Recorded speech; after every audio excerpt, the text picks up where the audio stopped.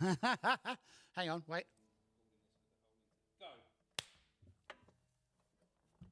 I learned that trick from you.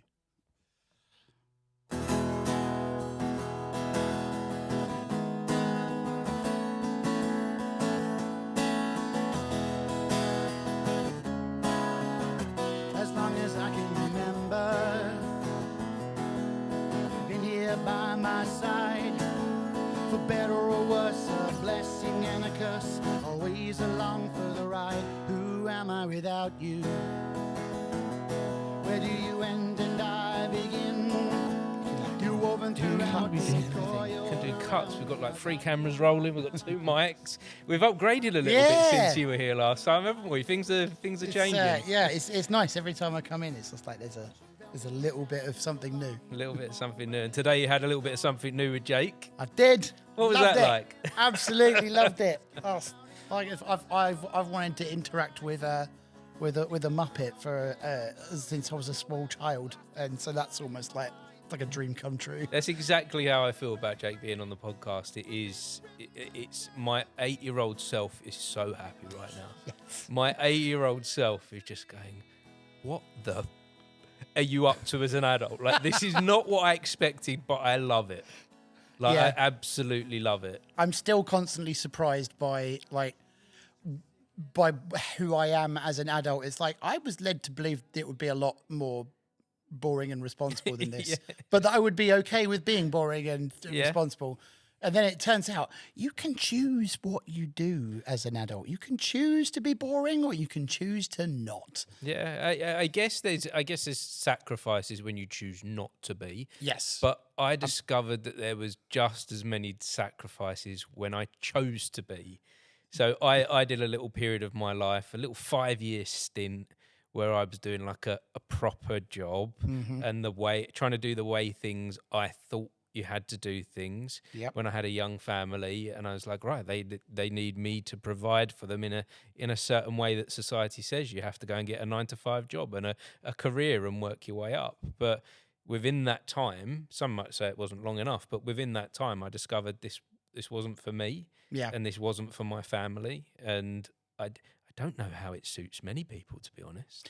No, I've thought that a lot. I have.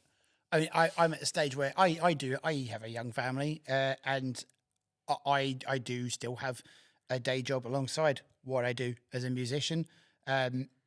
Just because at the moment, the way our life is structured, it needs me to continue doing it.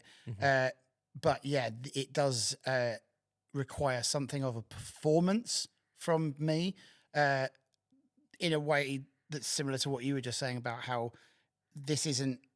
I'm having to wear like the personality, wear the outfit, play a character of someone who does pensions for a living, and it's not naturally who I am. So it is something of a performance. Because we do have to make sure that we've got food on the table and a roof over our head, particularly if we've got a family as well. We have to do all them things. So how do you juggle the two then? How do you juggle the looking after pensions and doing the serious job and the creative side of your life? I do it by thoroughly pissing my wife off on a regular basis. No, but like when I go away. I wish I had an answer, like a comprehensive answer. I mean, having a supportive network around you, particularly having a partner who supports what I want to do, supports like the career that I'm passionate about over the one that is a means to an end, is worth its weight in gold. I mean, it is something that it's no small thing for her to support, considering it will take me away. Like I'm going on tour in a few weeks' time over to Europe, and I'll be gone for about 3 weeks.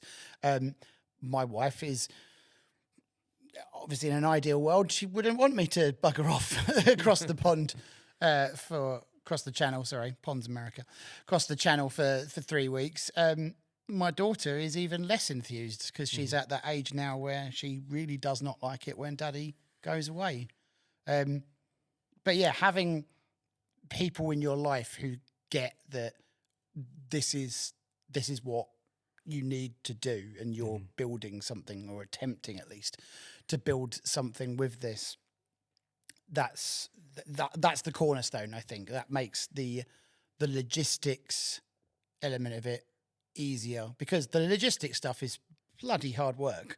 But if you're having to fight on two fronts to kind of do the organizational stuff, and then also be fighting against like family and loved ones who aren't supportive and aren't sort of trying everything they can to lift you up and keep you going with it, that's when it gets a little bit less sustainable, I suppose, for some people. I don't think any of us can do any of this alone. No. And particularly if you have a creative pursuit, particularly if creativity is your thing, you need others around you supporting you and pulling you up and helping you along the way, don't you? I definitely wouldn't be able to be doing what I do now without the support of my family. Yeah. And yeah, that can be hard on all of us, can't it? It helps that your family are all awesome. Shout out to the Coltons. I guess in a way it helps that we all are creative in our family. Yeah. And so that extends to the wider family as well. Yeah. That creativity is very much something that we all embrace within our lives. So we all seem to have quite a good understanding of what it requires. Yeah, I mean, it helps in my immediate family that I've got now with my wife and my child is Nick, my other half. She's performed. She's been in bands. She's done Amdram alongside me before. She's also she does a lot of performance based things in terms of her. She's done that a lot with a lot of the day jobs that she's done, where that's kind of been a very like key component to what she does. So yeah, that's been helpful. My daughter likes to do like dance and ballet, and has done a little bit of Amdram as well. So yeah, I have like having that kind of in the family, that definitely helps. Outside of that, I had growing up, I was definitely, and they probably wouldn't mind me saying this, and would definitely agree, the odd one out in the family. Like, I think there was a letter that my mum. There's a whole long story around this, but eventually we're here for long stories, Dan. Dan, we're doing a podcast. We're here for long stories. Right, no, just because if I went into it, it would really get us derailed. But like, a whole bunch of stuff happened when I was a kid, where I had to. I was referred for like child psychology therapy because one of my teachers was. She thought that I had like speech delay and things like that. It turned out that I had a very literal mind, autistic, and nobody picked it up.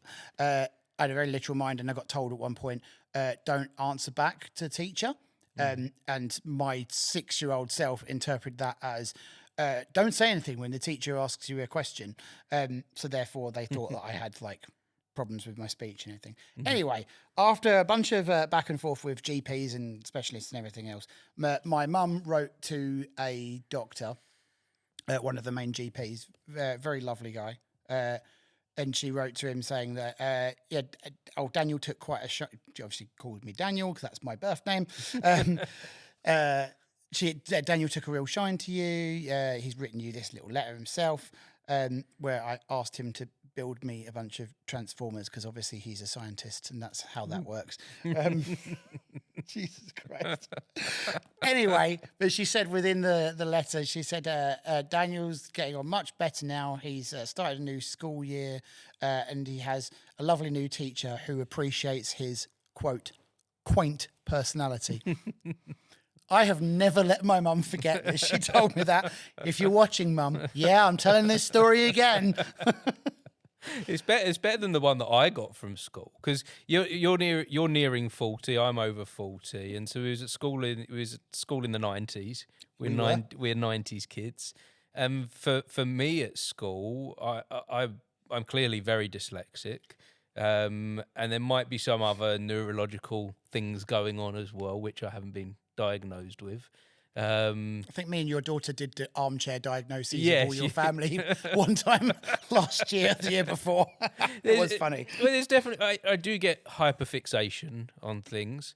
So and you know that's a very common thing of ADHD, isn't it? And as you can see with the podcast, episode 470 or something like that, Dan, there's some kind of hyperfixation going on. You don't get right here. this far with stuff like this without a hyper focus of some kind. Yeah. And I was going to say, with like, the fact that you got the diagnosed dyslexia as well, it's quite a common comorbidity, overlap. They come with together. Yeah. Well, even back in the 90s, dyslexia was being mentioned, but it wasn't really like a. It was like they'd mentioned like Richard Branson's got dyslexia, and it means you're struggling with the written word, and that was pretty much it. And I remember going for a dyslexic test when I was in my last year of secondary school, and sitting down with someone. Great timing for the intervention from the school system. At the end, in the very last year, stellar work. Let's sit you down and work out what's wrong with you. And I remember the guy, he was very much a character. There's a character and a caricature. So it's a caricature. And do you know what? I've also been told that this is part of dyslexia as well. The mispronunciation or the moulding of words. Oh, okay. That I did there. So I've not heard that before. Yeah, no. Well, interesting. it was a couple of years ago. I went to an audition and I was doing that with words. I was mixing these words up, and the lady said to me, "You got dyslexia, haven't you?" She said, "I do exactly the same thing. I merge words like that." Interesting. And so that's a form of dyslexia, this speech. It isn't just all about writing. A lot of it is about communication. But anyway, back to me being at school in my last year. Two ADHDers. We're gonna go. Our conversations may become somewhat circular or zigzaggy. Anyway, sorry. Last year of school. Last year of school, and so he has a little curly moustache, little twirly bits on the end there, curly grey hair. He could have been in Guess Who.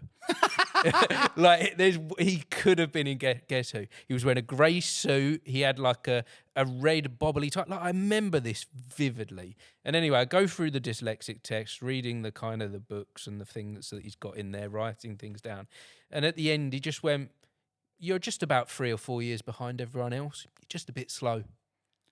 That's and do you know what that did? Do you know what that did to me, Dan? Yeah, I can well imagine. It literally did what he said. It made me feel slow. Yeah, because it's almost going to manifest that in a sense, where it's because if you're told that's what you are, especially by, to all intents and purposes, a doctor, like someone, an authority figure is telling you authoritatively, you are just slow. They're branding you with that. And I held that throughout the rest of my education. I'm so sorry. That's awful. Well, you got that. It's not. That's not fair. That's just what I had to go through at that point in my life, and what education could have been very different for me had I been told something different other than I'm just slow. Yeah. And obviously I don't carry that now. That's just a story from my past that's got me to where I am today. And I understand dyslexia better. And by the way, when I went to college, in my third year of college, again my last year of college, I had another dyslexic test and was told I'm dyslexic. That's what it is. So as I was coming out of education, I was given that formal diagnosis. Yeah. Right, again, right at the end, right when I was about to oversimplify it and say right when it's no longer helpful. There's never a point where it's not helpful. But like, obviously, an early intervention, like say if they caught it when you were, I don't know, you don't start writing immediately in school, do you? So when you're like, well, no, 6. If you caught it at like 6 or 7, that would have been of immeasurable value. Well, to understand the coping mechanisms, which I understand now. Yeah. The main biggest one for dyslexia is taking my time. Yeah. And being honest and open about it, and not being shy of being in situations saying, I really struggle with my reading, I've got dyslexia. Yeah. Whereas I couldn't say that for a long period of my life. It's one of the am I right I might have even done it already. Am I right to swear on this podcast? Yeah. Do you know what? This is something that I should probably start giving people a little pre-chat about with the podcast, because you're about the 5th person in a row on the podcast during the podcast to ask that question. Yes, this is an adult podcast, but we've given a warning in case anyone was watching. It's just I found myself we're going to get sweary. I found myself when I was talking with Jake earlier on. I felt like I feel like I might ruin Jake's tiny little ears if I say it, if I swear as much as my Jake is quite young, but this is an adult podcast. It's not Sesame Street. That's true. Is not what we're bringing here. We're somewhere between Sesame Street and Avenue Q. Like, I don't know what road we're on, but it's somewhere between the two. Q Street, Sesame Avenue. I don't know. No, let me workshop. It's somewhere around the back. Yeah, that's it. Anyway, no, I was going to say, yeah, thank you for clearing me for that, so I can say this. It's what fucking drives me mental about like the lack of support, or in situations like what you're talking about, what you've mentioned, where you got intervention, but it was so late. It was so late, and you've come to a point in your life where you've made peace with it, which I'm over the moon for you that's the case.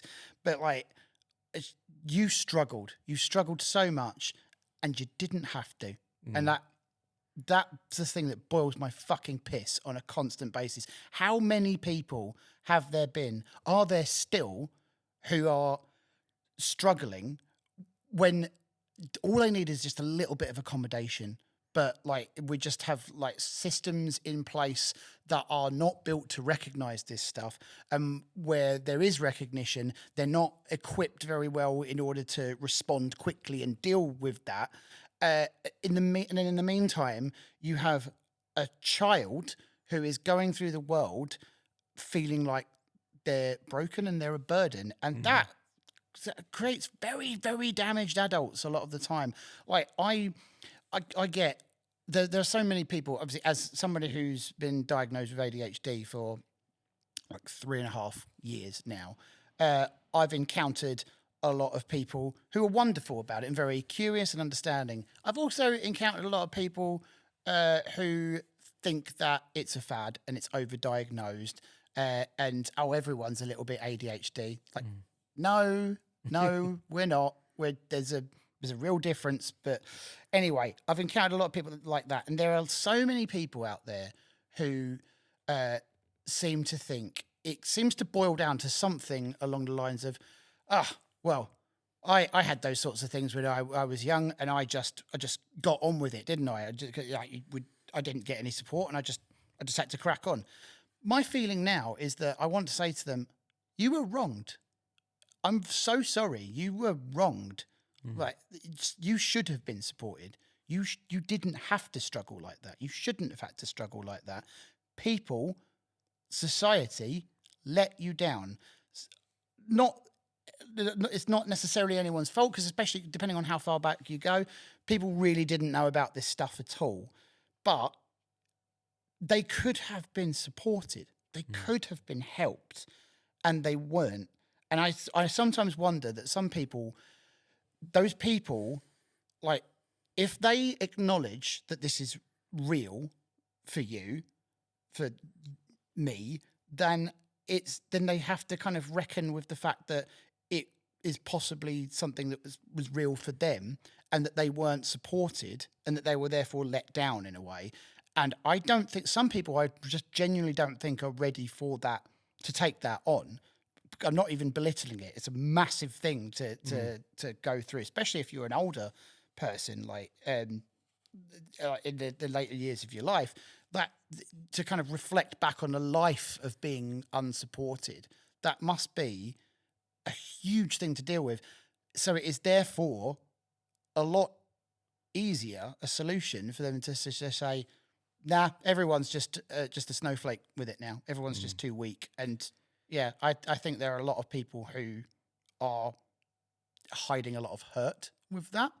Yeah, and again, that's damaging to all of us, is to hide that hurt. Absolutely. But and one of the big things here that this is getting me thinking about, Dan, is that the reverse policy, the reform policy that they've got, that they want to take away ear defenders from children that need them in school. Who the fuck is that hurting? Yeah, Honestly, who, like, not the policy, or who the Well, the ear defenders themselves? Like, how does that affect anyone else other than Richard Tice looking, going, that's like, look at that kid marking themselves out as needing. We didn't have that. There were no children around when I was younger that needed that. Exactly. Well, do you know what? There was children that needed that. That's the thing. Yeah. That we've progressed, that we're moving forward.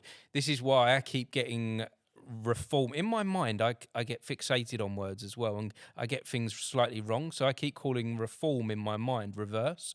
But I think that is actually. I think you're onto something with that. I think that's actually more fitting with these policies. That actually we've started to make progress. Yeah. And we've started to move forward with things. We've started to work out that some people get overstimulated. I get overstimulated. Yeah. And it's only the last couple of years that I started to recognise that I can't take. I've never liked a pub environment. Right, yeah. Because everyone's talking. And guess what, Dan? This is where I found my space, where everyone's talking. My brain listens to every single word everyone says. Yep. When I'm in a pub, I can hear what everyone is saying. And my brain is just going, it's almost like a scene out of like Superman or something. Yeah. Where the super hearing's going off and my brain's just going, all these different words are coming at me in all these different directions. What's interesting is I have a similar yet totally opposite problem with like pub environments like that. I do enjoy like pubs to a point, but mostly because I realised that I enjoyed pubs over clubs, which are 1,000 times worse. No shade to people who enjoy a club or club owners. You guys crack on. You have fun. It's not for me. Yeah, this is the thing with all of these things. We're all different in different ways. Yeah, but we have different. Our brains are different. Yeah, there might be more diagnosis of people with ADHD, but there's so many different variations of that as well. Yeah, because there's so many different brains out there. But the way that mine works differently in a pub is that I will have trouble. Like I hear both everything and nothing in a way, where it's like I will, if I'm at a pub, right, if I'm sat, let's just say I'm sat on like the corner here, I could hear, and there's someone else who's sat here, I could hear them reasonably okay. I could hear the person who sat next to me. If there's a person here, I'm fucked. I can't take in any of it at all. I'm having to really lean in and fight against all of the background noise, because it's like I said, it's rather than it like feeling like I can hear everything, it all becomes just like kind of like this great visual to go with this of noise that you just I can't. It's like you're trying to find the signal against the noise, and it's just so hard. And it can make you. So for me, it makes me irritable. And it makes me withdrawn as well, because I know that I'm not fitting in. I know that I'm being odd, like you mentioned earlier. And so for me, I've come up with a bit of an analogy recently to explain how my brain works. And I don't think I've ever mentioned this to anyone before, actually. You're getting an exclusive, guys. Getting an exclusive. Do you remember like Rain Man? I do. Where he's doing all the numbers and you're seeing all the numbers floating around his head as he's doing all the maths. When I'm having a conversation with you, the words that are coming out of your mouth are still floating around. Oh, really? That's interesting. And so some of them float off and just completely disappear, but some hang and some stay and some are very heavy. And but when it's me and you, that's absolutely fine. And it's working really nicely. Yeah. And I can go, oh, remember what you said earlier? I'll pick that back. I'll take that now and we'll go with that. But when it's a big crowd and everyone's having these different conversations, my brain's having a really difficult time with that. Too many words in the air. Too many words are floating around in the air, and they're all smacking me in the face. And so, I become withdrawn. I don't feel like myself, and I start to feel a bit miserable, and grumpy when that. You can either find yourself, end up going one of two ways. From my experience, anyway, that you either continue to sort of like fight to hear and be heard, which then creates this sort of rising tension of irritability. Yes. Or you just check out. And like that, and and that's reflecting back on what I was saying about clubs earlier on. When I was first going into clubs, when I was pretty sure like 15 or 16, but thanks, jumping jacks. See, I was getting into jumping jacks at 14. Yes, and don't get me wrong, no, right, not 14, there was a social element when I was younger that I enjoyed. Of those spaces, but I didn't like it once we were inside. No, because it's. So because then it's even worse than a pub in the sense where you've then got like impossibly loud music, so you can't like sit and have a conversation with anybody. Because like one of the things that lights me up is being able to sit and have a chat, which is why when I found like when I was into my 20s and me and my friends started going more out to like pub environments, I'm like, this is better. We can just have a drink and put the world to rights. This is my element. I can hold space. Court now. Yes. But being in the clubs, you understand who you started to understand who you were in all of this. Yeah, you absolutely do. And I guess that's where the diagnosis helps. It helps you understand who you are. It doesn't necessarily mean that you have to take medication for the way that you are. Although I do, but not for everybody. But that's not for everybody, and that's not necessarily why you get diagnosed. I think that the way my brain works, it might not work for other people around me sometimes, but it works for me. Yeah. And I'm okay with how it's someone else's problem. If other people don't like me, that truly is someone else's problem. Yeah.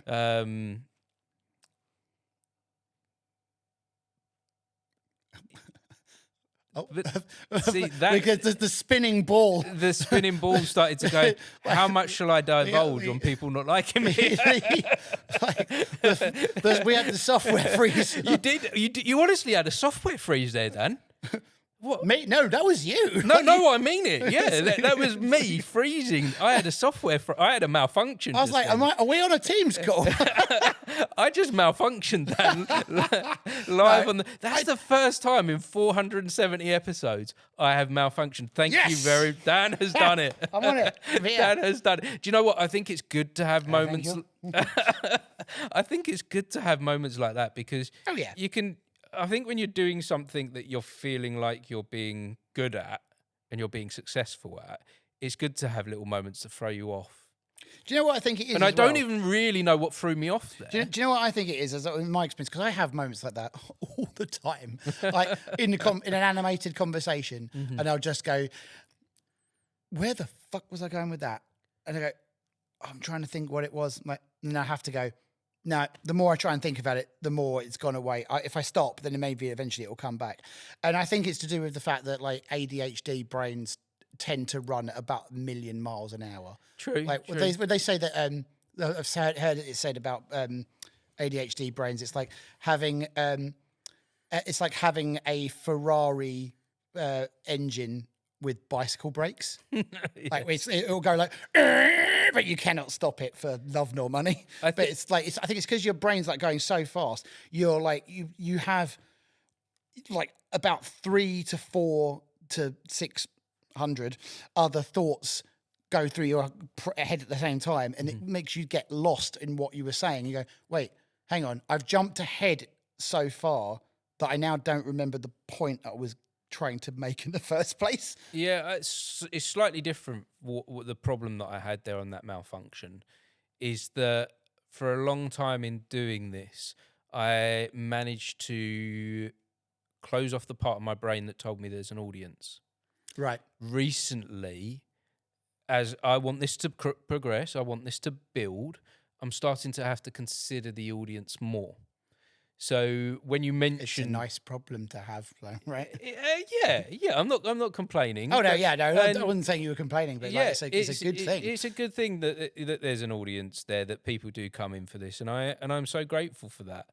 But I've managed to not worry about being liked or disliked, and actually recently, within the last week, there was a couple of negative comments that just Really? it just like, oh, it just went, oh, okay. And that's going to happen as you go out into the world. Yeah. You're not going to gel with everyone, are you? I mean, yeah, if you, I was talking to somebody about this the other day, and it's something I've said a lot, is that if you make something for everyone, you've basically made something for no one. Mm-hmm. Like you can make something, you can still make something that everyone will like, kind of in a very passive sort In of a way. very bland way, but anything with meaning, anything with purpose, anything. You can't make something that everyone will love. And if you make something that's that some people love passionately, you're also going to make something that some people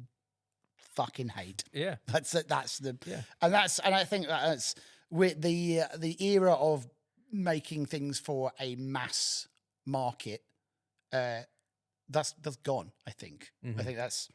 Who knows if we'll find ourselves back there again. I fucking hope not.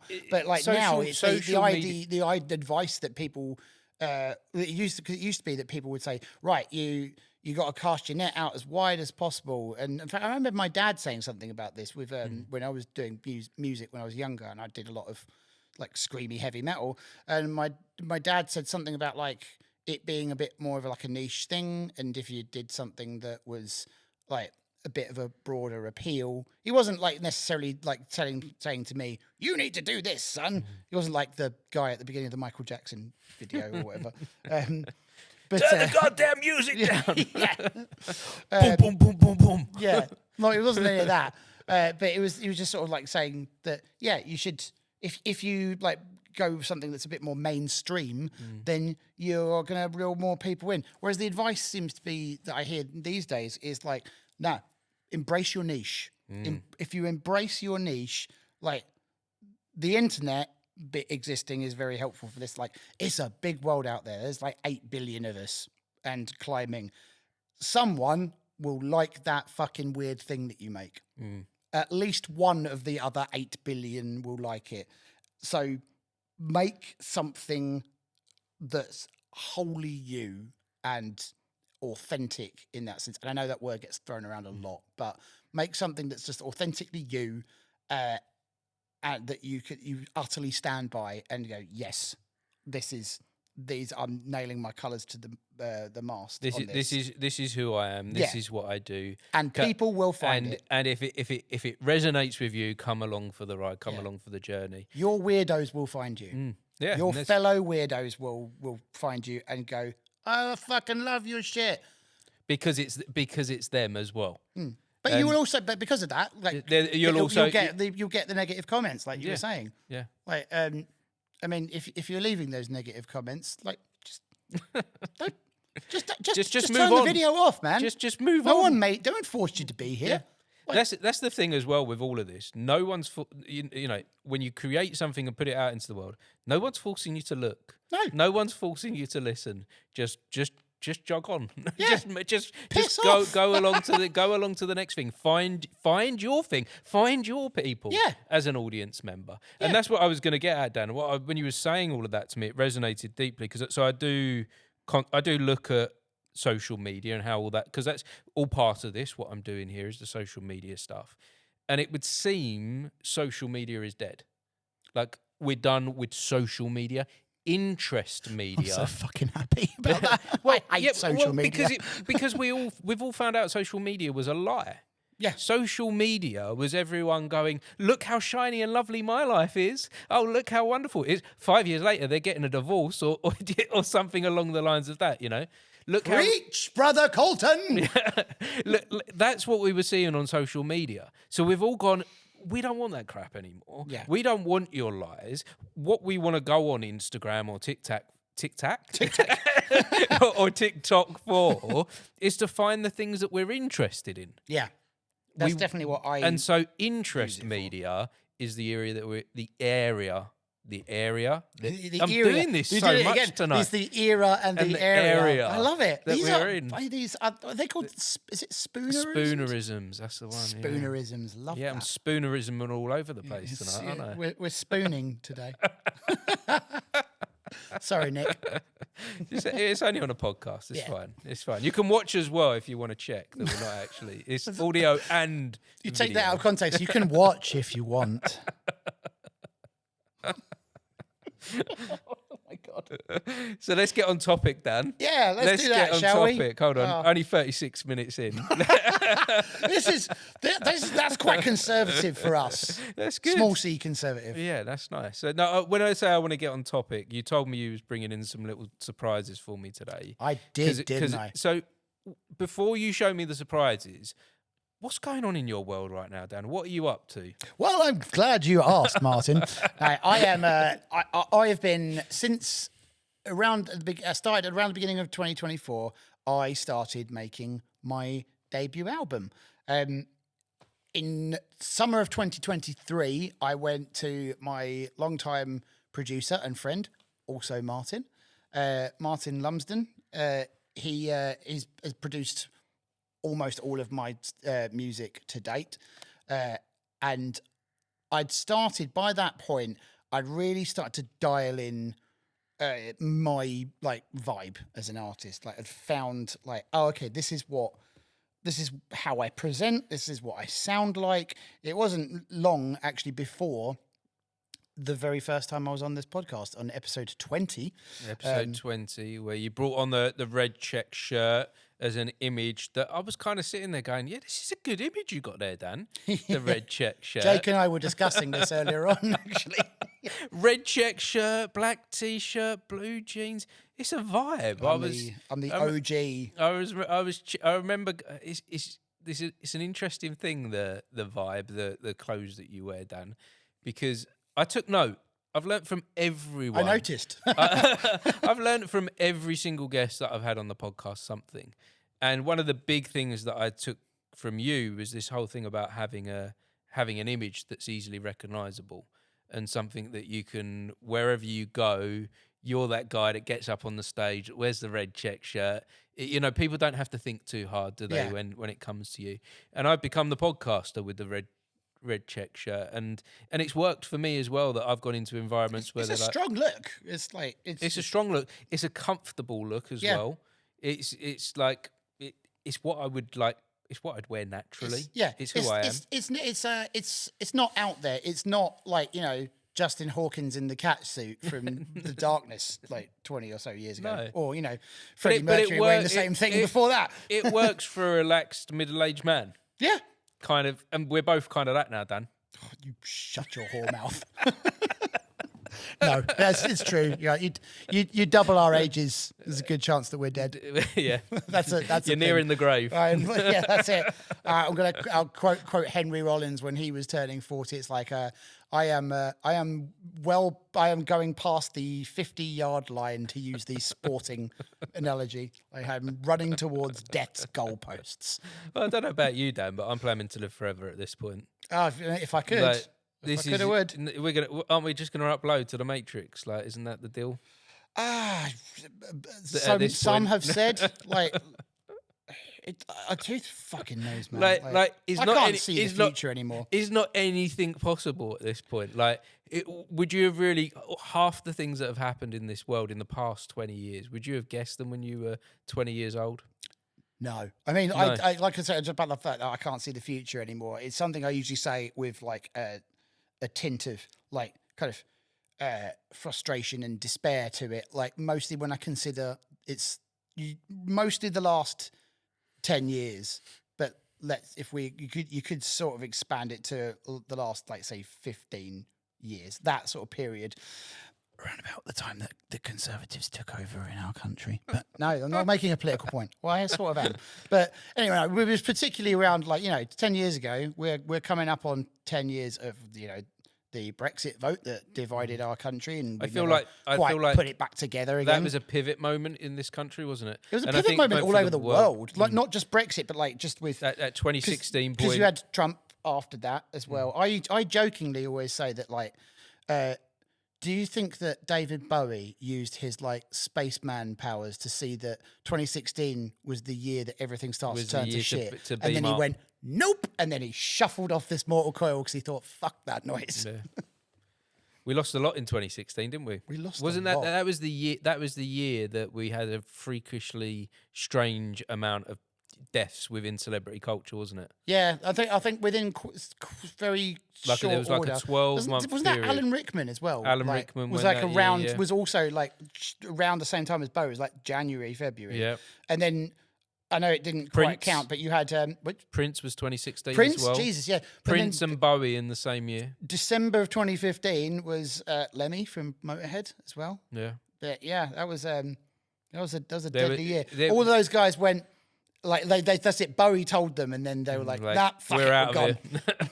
here. But then the world shifted. Yeah, There was a shift in the world. There was a change. and it made it feel like up until that point, I think some of it's to do with youthful naivete as well.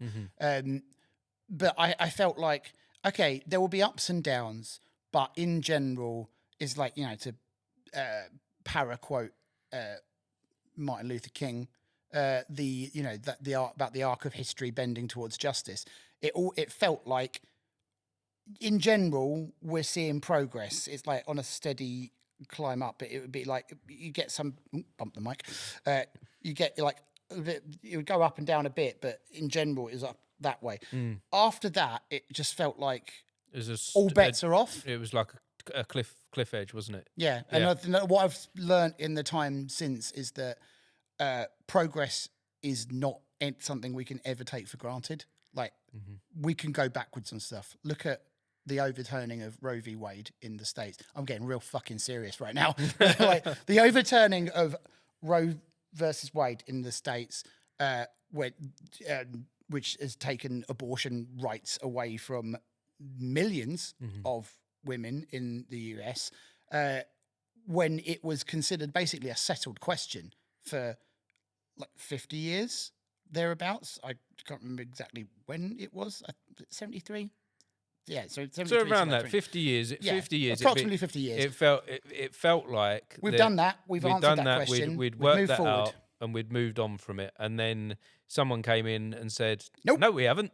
No, Yeah. we haven't. We'd like to reverse on that now, please." And that in particular was one of the real like moments where it clicked into place of like, oh, people will push back. The people who have the power and don't like to share it, if they can find a way to push back and claw some of those powers back, they will do it. And it's increasingly, particularly in the United States, but not just them, it's like all over the world at the moment, you're seeing like the erosion of so many like rights and freedoms, and just this creeping sense of fascism. It's like the frog in the boiling water where you turn it up and it doesn't realize that everyone's become a fucking Nazi. Why do you think, mixing my metaphors a little bit now? Why do you think that we are going back? Why do you think that reverse is happening all over the world at this point? Well, I could talk at length about this one. Like I said, Dan, this is what we're here for. Strap the fuck in. No, it's I'm trying to put it succinctly. It's the fact that people's material circumstances are getting worse, right? It is wages are not rising in line with the price of everything. The wealth gap is getting bigger. The rich are getting richer and the poorer are getting poorer. Yeah, exactly. That's exactly it. And there are like, and obviously the sensible centre that's kind of been thrown around as a term. The neoliberal ideology that the West, such as it is, has laboured under since the 1980s, since Reagan and Thatcher, they clearly have run out of gas. They don't have any ideas anymore. They have nothing that they can say other than making these sort of vague, sensible noises and then scoffing at anything that might be vaguely radical. And people know that shit's bankrupt, I think. There are some holdouts, but I think in general, we all have this sense of like something has to change. And it would appear that there are two directions you can usually go from there. And we're finally sort of starting to get a hearing for both of them a bit more now. More on that in a minute. But of the two options, the one that has gotten so much, like the two options you can essentially go, you can either start to realize that, well, it's because wealth is being siphoned away from the working and middle classes. Technically, we're all working classes. If you work for a living so that you don't, go homeless or starve, you're essentially working class. Obviously, class is more nuanced than that, but just wanted to throw that point out there. But yeah, if the wealth being slowly siphoned away from people who work for a living up towards people who own things for a living. And they derive all of their money from the fact that they own shit and that they have assets that just appreciate in value. And you can realize that and go, well, we need to sort that the fuck out 30 seconds ago. Thank you very much. And come for them. Like, not, threateningly. Don't want to endanger anyone's safety. Disclaimer. But we come to get some of that wealth back. Like, tax the shit out of them and redistribute that wealth. Redistributing the wealth. Yeah. And then that's one option. The other is, shit, we need to focus their anger somewhere else. And that is the one that's favoured by people who own the media, because the people who own the media are unsurprisingly very fucking rich. And a lot of them don't like the idea of being less rich. So if it comes down to a choice between, goose-stepping fascism and the dehumanization of other people, such as refugees and economic migrants, there's a choice between that and letting people tax them. The billionaires who own the media are going to fund and give room to speak the people on the fascist right side of the argument. And we've seen that before. It's exactly what happened in the 20th century as well.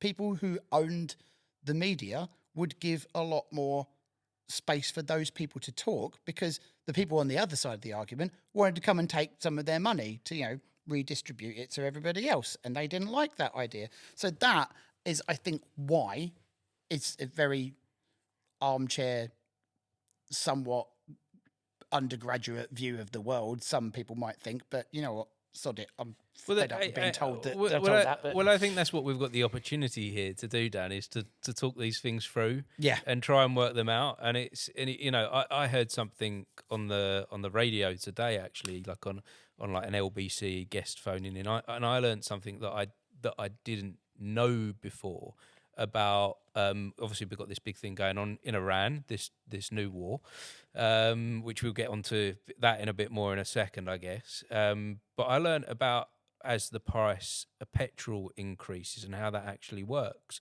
that we have this situation in the world right now where there's 20% less oil. So I assumed that means the price is going to go up by 20%. Mm-hmm. That's not what happens. What happens is that people get priced out of the market until 20% of the demand has gone. So the bottom half of society that can't afford petrol, until they're completely taken away, the price is just going to keep rising and rising and rising and rising and rising until the bottom 20% are no longer able to afford to run their car. That's it. We're going to go fucking storm the government. That's the situation that we're in right now. So, and what point is that? Do people start saying, I'm no longer going to have a car, because if you no longer have a car, that means you no longer go to work. That means you probably no longer take your children to school. It probably means you're going to struggle to get to the shop. There's so much this society relies on for a car. So really, what does that bottom 20% look like? The ones that are the most in need, right? Yeah. Yes. Right? Yeah, it does. Yeah, there's the people who are already struggling. The people who are already finding it difficult. Like, I've heard so much in various different programs and talking points and podcasts and everything else of people talking about people choosing between heating and eating, like over the last couple of years since like we had like energy prices go rocketing up. And whilst I'm very lucky, I'm very fortunate that we've not been in that position ourselves. I mean, we have had to kind of like what we're having to we're feeling like some of the pinch, but I'm well aware that there are lots of people who are far less fortunate than I have, and I think, Jesus, if I'm feeling this, how these people must be going out of their mind. This must be like existential, and like no wonder like you have like suicide rates being as high. Well, as yeah, they you are. get. I guess if you're trying to cut out the bottom 20% of society from having access to fuel, what do those people do within their lives? What choices are they left with to make? Because let's say that bottom 20% are, like you say, they're working class. Do they quit their jobs and then become even more poor because they can't travel? Yeah. Do they stop eating? Like what choices do they make? What choices are we being pushed to for a purpose that right now no one clearly understands why this choice is being put on us? No, unless you start to come to conspiracy theories. Yeah, and that's why conspiracy theories have got so big, because you're like, what is going on here? Yeah, that's it. It's born out of people. People want to make sense out of the madness, out of the chaos. Yeah, because it's fucking chaos, and people want to know, like, why is my life so hard? Why am I struggling so much? So then, when especially right, because here's the tale we get told being brought up is, if you work hard, you will have a nice life, or like you work hard and you can earn enough money in order to have the house, the family, and everything else. And right now we have got a country, a planet full of people who are working their fucking asses off and just feeling even poorer than before. Their money is not going anywhere near as far as it ever used to. And I don't for a minute want to exclude, by making this talking point, I don't want to exclude people who, for whatever reason, can't work, because often the conversation gets derailed into like, good hardworking people. It's like, yeah, there are a lot of people who can't and don't work, and we don't want to just like write them off, because there's that idea of like, it's that whole deserving and undeserving poor shit that I find pretty abominable. But yeah, that like it's not to bring them into it as well. It's like all of these people who, through no fault of their own, like people who with disability or what have you, like they can't hold down a job in the same way, and their right to have a living is constantly being attacked, and they're put under the knife, and they're having to make harder and harder choices, and we seem to look at them with like this contempt of like, oh, you're just a drain on the rest of us. Like the whole thing is a fucking balance sheet, and we've got to give less money to them so that we've got the books balanced. It's like, no, come on, didn't we decide that human life actually had value instead? Well, what happens when we get to this point, when we get to so much chaos? We look for an answer, like we've said, and we look for an enemy. Yeah, we want to know why our life is so fucking shit. And so, the typical one is to point to immigration. Yeah, that's the big one. That's the easy one to go, well, that's the problem. Not actually look at the core of that problem. And do you know, I think that's a really simple one for us to answer and deal with. Yeah. Like, and because it's so simple to deal with, like we live, like if, in the UK here, we live on an island. Yeah. If we really didn't want those boats coming over here, they could control that. Well, yeah.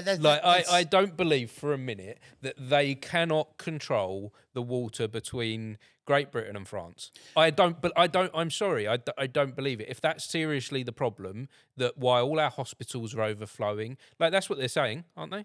Yeah. That all the rapists are coming in on these boats. I see the point you're making now. Yeah. If that's really the problem, surely you can do something about that little stretch of water that runs for about 10, 15 miles. You've got enough tax money. 22 miles as far as just for accuracy's sake, but also one of the busiest fucking shipping lanes in the world, which means just for people who might be slightly reform-minded, it's very fucking dangerous, and they risk their lives when they do it. It is not something they do lightly. Anyway, and again, treating these people that do come here like human beings. Yeah, there's this thing. A whole thing I couldn't get into with that. Stuff. Well, it's this. If we're going to look at how America are treating their immigrants at the moment, and they're being referred to as rats. Yeah, didn't we look at history when politicians did that? Do we not look at what Hitler did and refer to the way he referred to Jews and go, what's the point of our history lessons? Yeah, I feel like one of the things that gets thrown around about like history education in this country to sort of say like, oh, we don't do much. It's like, oh, yeah, the joke is always like, oh, I learned a bit about the Tudors and we did the Second World War in Nazi Germany. It's like, well, some of you fuckers weren't paying attention even in that limited scope, because one of those things is very relevant to right now. Very, very relevant. But yeah, but with the thing with the boats, right? So many different thoughts, all buzzing. There's the fact that it's extremely dangerous for them to come to make that crossing, right? When they get here, right? If they get here, they've made it safely, and they put in their claim for asylum, right? The asylum system is so utterly backed up because it has been deliberately run down and under-invested in by previous governments that it's a huge backlog. And in the meantime, whilst they are waiting for their asylum claim to be processed, and this is a fucking critical thing, they are not allowed to work. That is legally they're not allowed to do it. So when people complain about them getting housed in hotels, which by the way they're living in the hotels, but they're not getting hotel service. That is something to disabuse yourselves of very quickly. They're staying in these hotels where they get given like a pittance to live on per week. I can't remember what the figures are, but it's like it's a figure that you cannot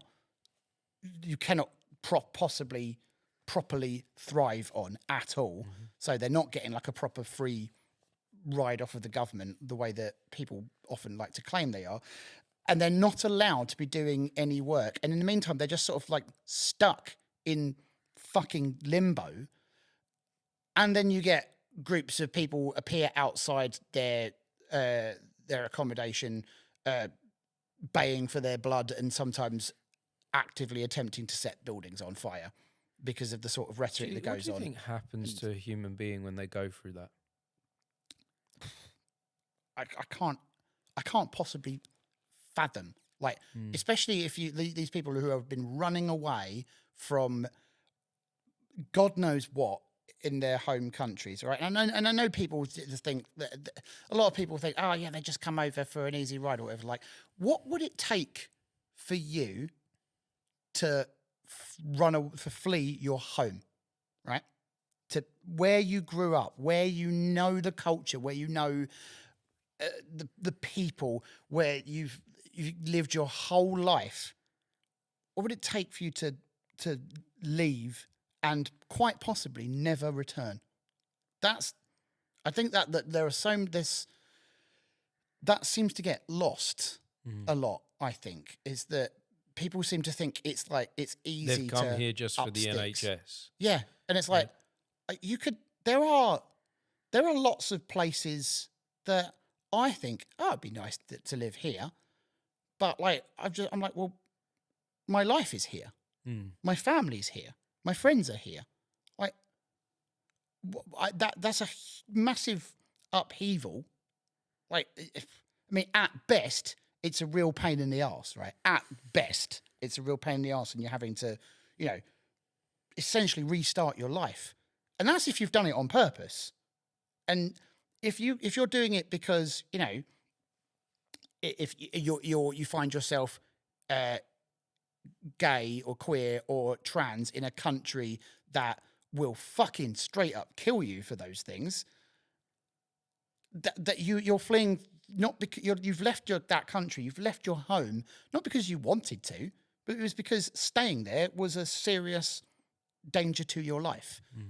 So you've had to leave all of that behind and go find somewhere else to live. At this point, I wonder what this world will look like if we helped each other not just survive but thrive. Yeah. What would it look like, Dan? What would it look like if one country rose up and went, no, human beings deserve more than just surviving? Because we're not even offering that to each other at this point. No, we're not. It's so. What if we went one step further? What if we flipped it? What if we went, okay, well, we're not even offering survival. What if we just went, sod it, let's make everyone thrive. Let's give every human being the opportunity to be the best that they can be. Like, is that such a ridiculous Star Trek Gene Roddenberry fueled imagination that I've got going on here? I'm fucking tired of the supposed grown-ups talking to us like we're naive for thinking things like that, for thinking things can be better. Dan, hold on a sec. We're the grown-ups now. I mean, no, do you know We're the grown-ups now. No, we're not. We're the adults, because getting older is mandatory. Growing up is optional. See, stick that on a card. It's like a wise man wisdom thing.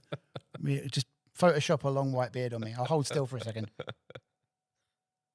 That's a meme in itself, isn't it? Do you know what I was thinking as well during this conversation? Like, we started talking about my album. Oh yeah, your album. I asked you. And I was like, it was in the middle of that. I was very much enjoying like us, like, just. And then you was like, "Oh, my album." And I was like, "I'm here to plug something." Like, we do this a lot. This is what it's like.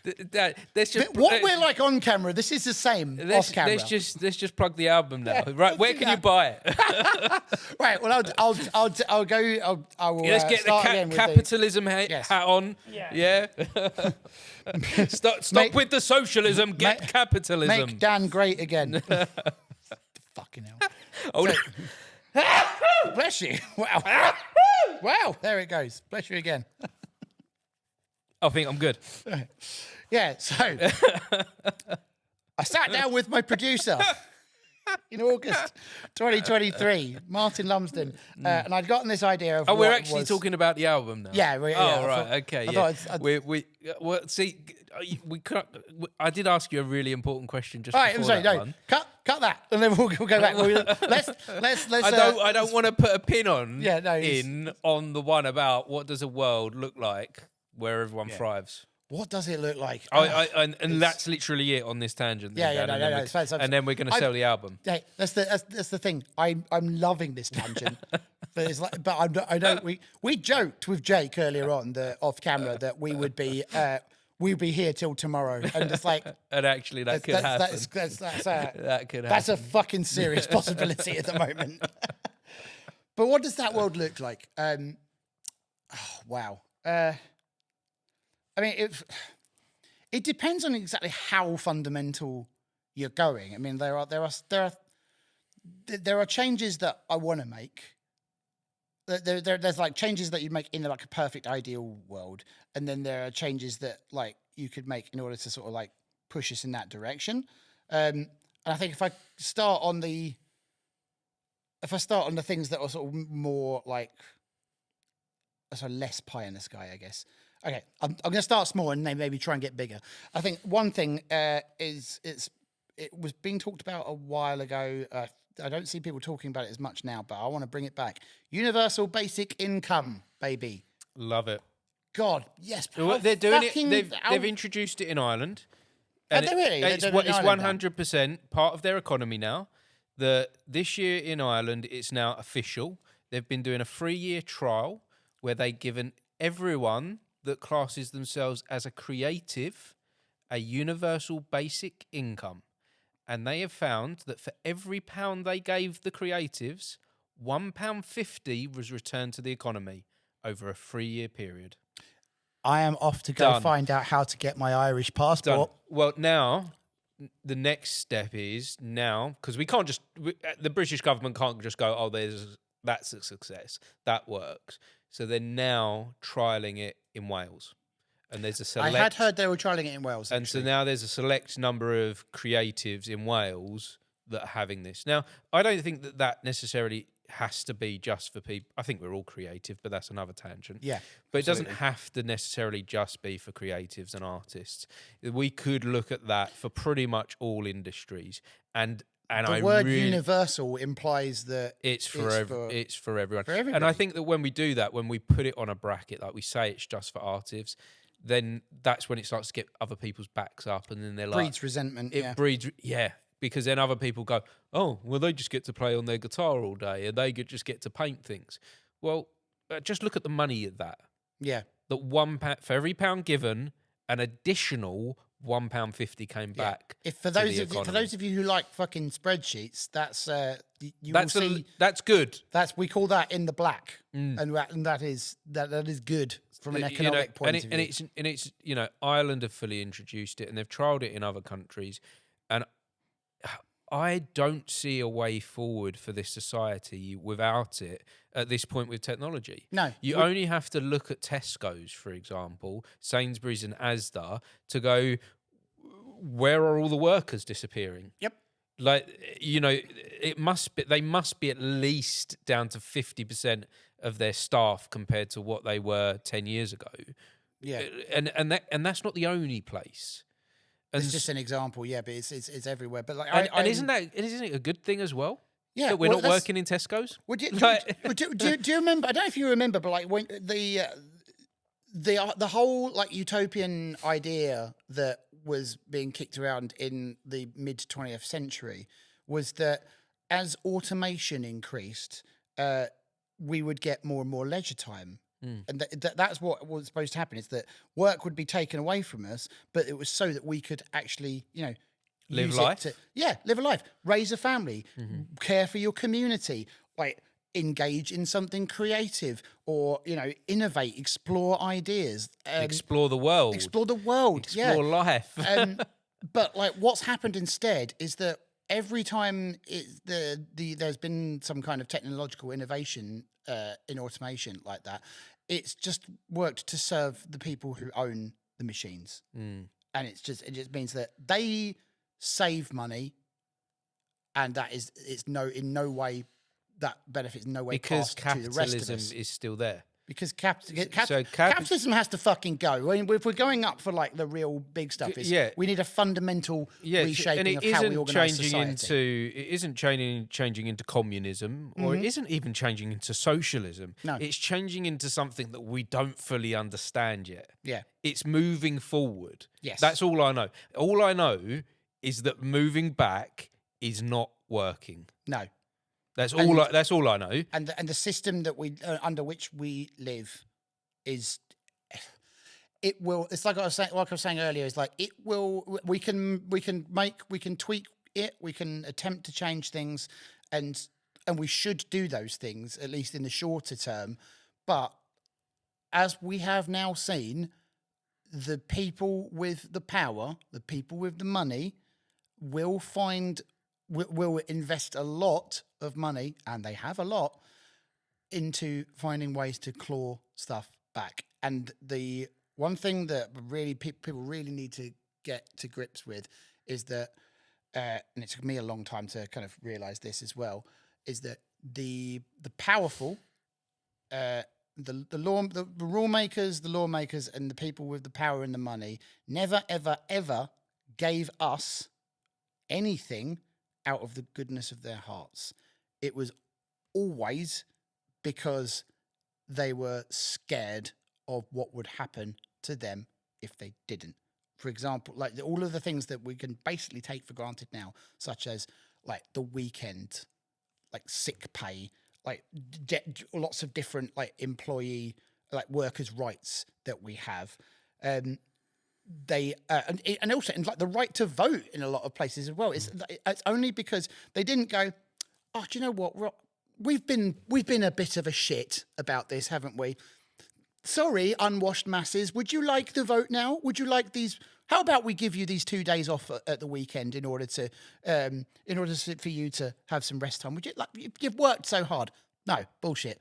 It's how we might romanticize it in a way, but it's always been because the demand for that grew, and when it gets to a certain fever pitch, the people who hold the power realize that there are more of us than there are of them, and that if they don't give away a little bit of their power, a little bit of their wealth, they might lose all of it because we'll come and take it from them.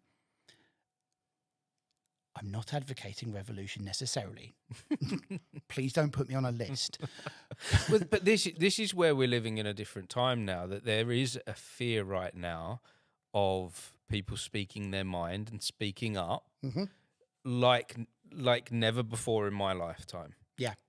There is a fear of, I really enjoy the conversations we're having here now on this podcast, and I speak very openly, but I do have a lot of guests that say, oh, can we cut that bit? Because I might lose my job for having that thought.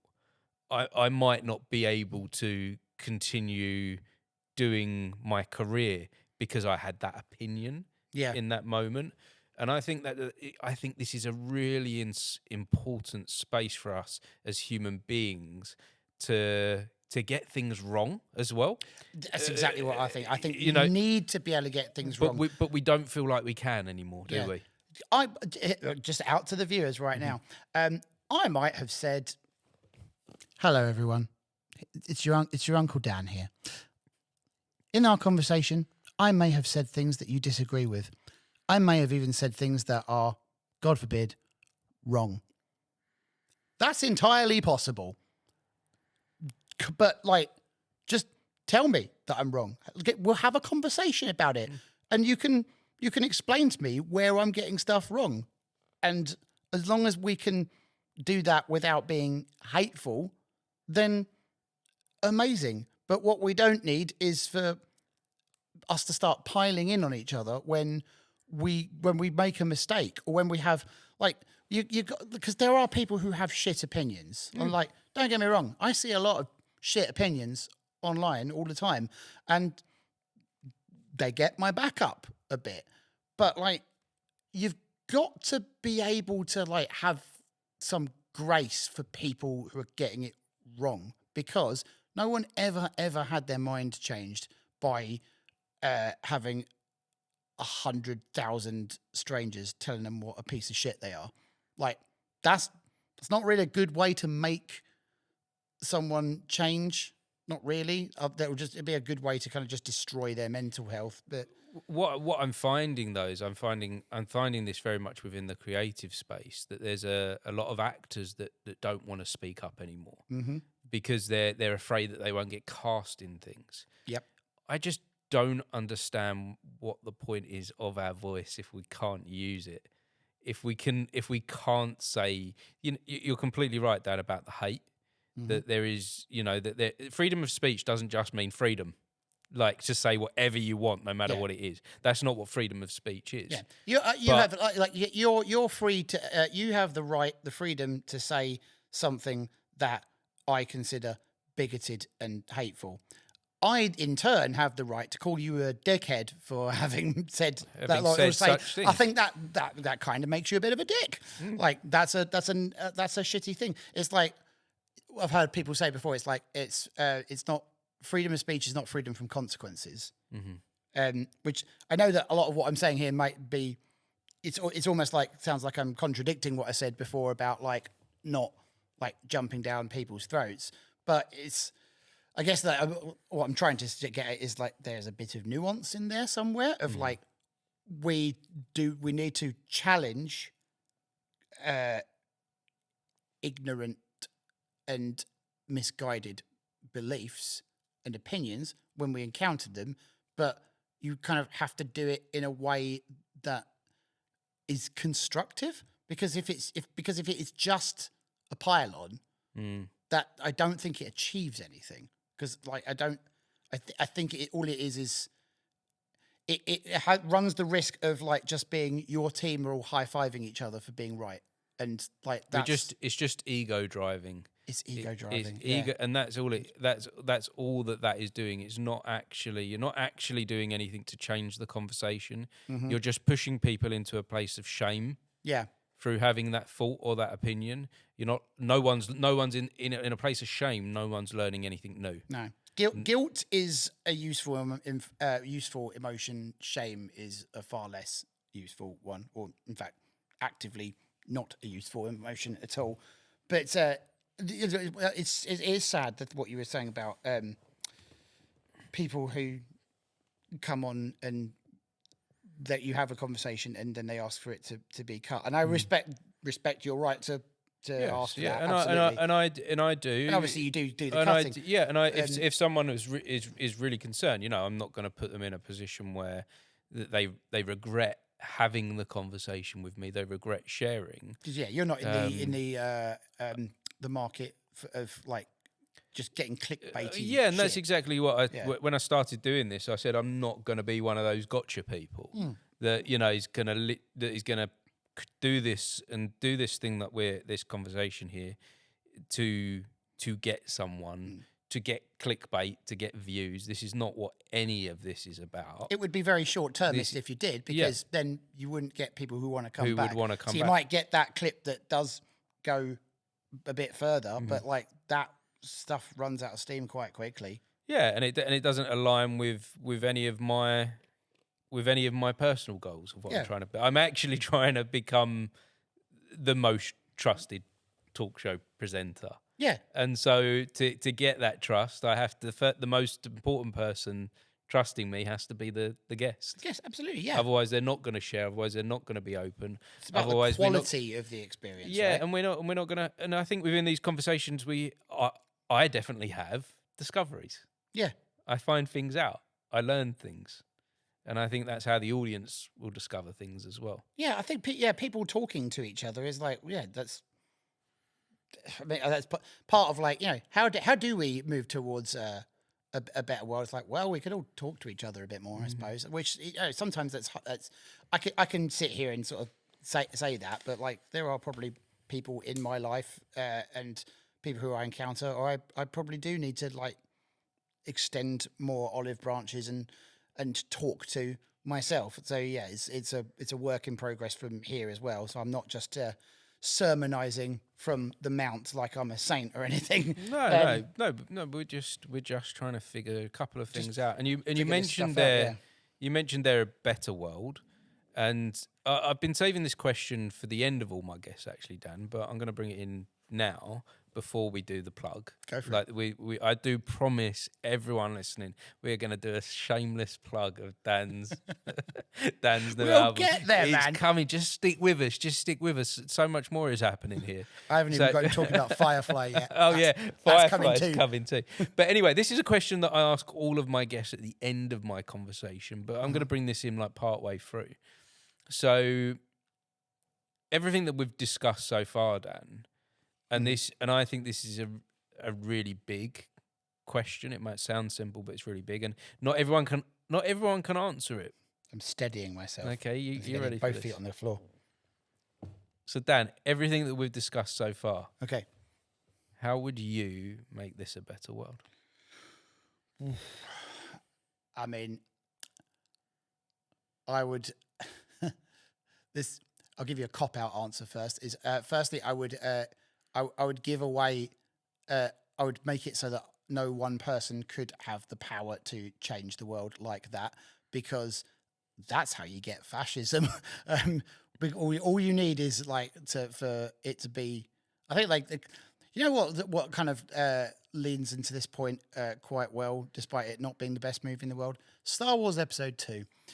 There's that scene where like Anakin is talking to Padme about government basically, and then he has that thing where it's like, oh, we need a system where all the politicians agree what's best for the people and they just do it. And then she's like, well, yeah, that's what we have, but the problem is people don't always agree. And he said, well, they should be made to. And, it's like, yeah, so who would that be? Like, so someone wise, like, sounds an awful lot like a dictatorship. And it's like, yes, it is, because all you need is for it to be in the wrong hands. You just need if the whole world is shaped by the whims of one person, that feels really, really dangerous, because it's like what I think is right isn't necessarily right. Like, so therefore, I'm going to go for a Doctor Who quote here. I'm going to pretend to hold the two wires. Do I have the right? Hopefully you understood the reference I was making. It was great. Yeah, I think there's so much to learn from sci-fi. Oh God, absolutely. I think sci-fi taught me every single one of my morals. Yeah, was discovered through sci-fi. Was discovered through Doctor Who, Star Wars, Star Trek. It's what I cannot get over, right? Especially over the last year or so, like particularly since season 2 of Andor was like such a big monster hit, and all of like the fucking right wingers who somehow are in the Star Wars fan base are like going, well, Star Wars is fucking woke now, and it's like Star Wars has always been about fighting against fascists. I went to say fascism and it became fascist, so it became fascists. Let me try that again. Star Wars has always been about fighting fascism. Like, did you not realize that the Empire weren't allegories for the Nazis? Their fucking soldiers are literally called stormtroopers. Like, Hitler had a fucking wing of, before the SS, there was the SA, which is an abbreviation of a German word which translates to stormtroopers. Like, I don't... It's almost so obvious it's painful. Yeah, but my point is, that I watched all of that and I got it as a kid. Like I got, it's like, these guys are the bad guys. There were warnings there, and so we're in a moment, aren't we, where it does feel like there's a power shift happening in the world, where one man is trying to hold on to all the power. Here's the thing, though. I think we've been living through that for the last decade. I think we're starting to see the push back in the other direction now as well. Just in like the thing. Just if I talk briefly for the things that give me hope. Do you think things have gone one step too far? I think if you were to ask me, I think we've gone for one fucking marathon too far. Has it become to that point where the other people in power are now starting to get hurt?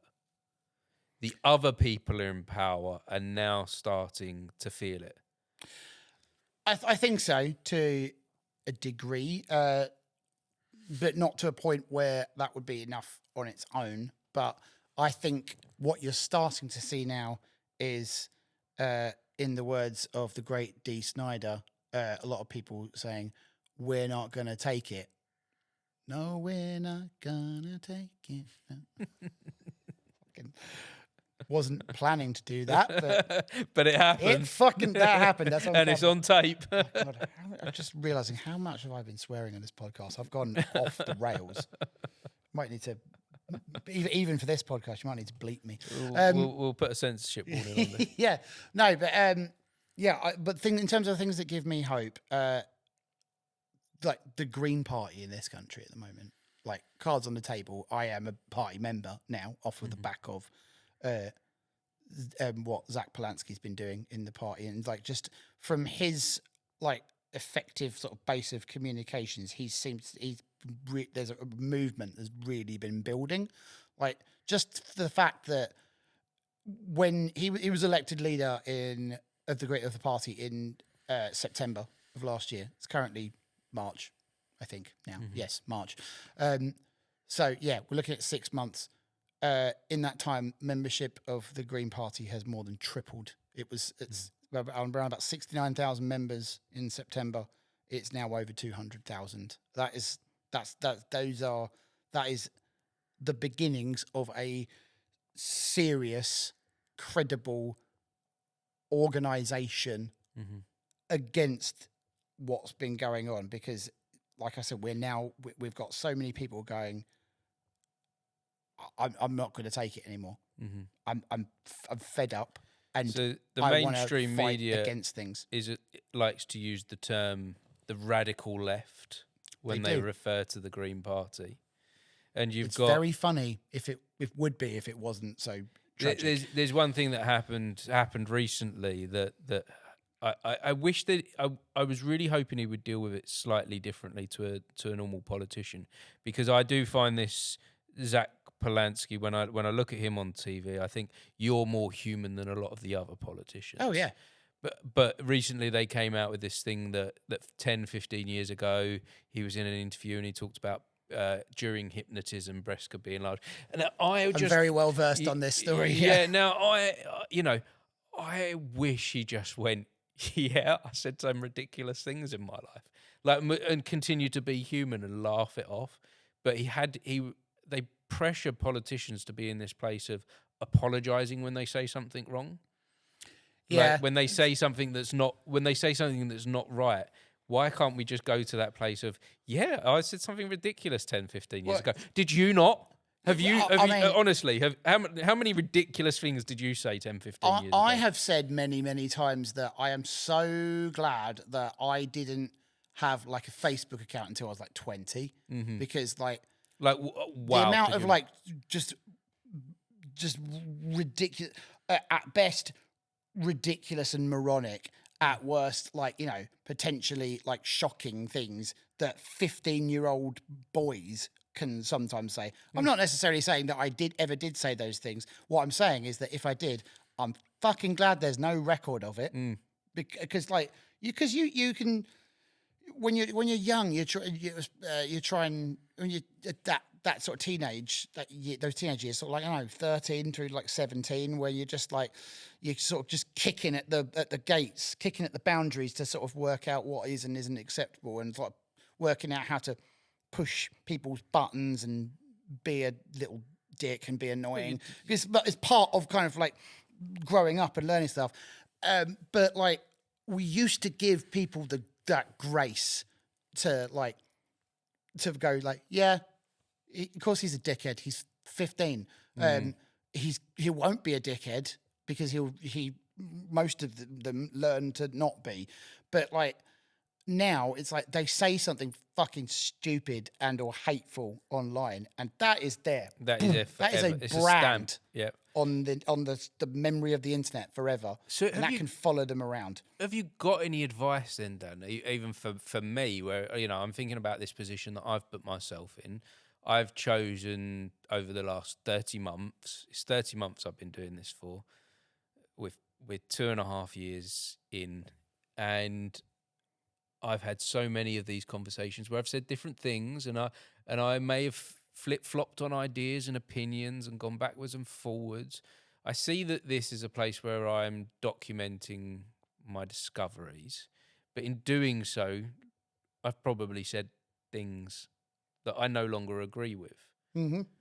Any idea how I deal with that in another 30 months time from now when I look back?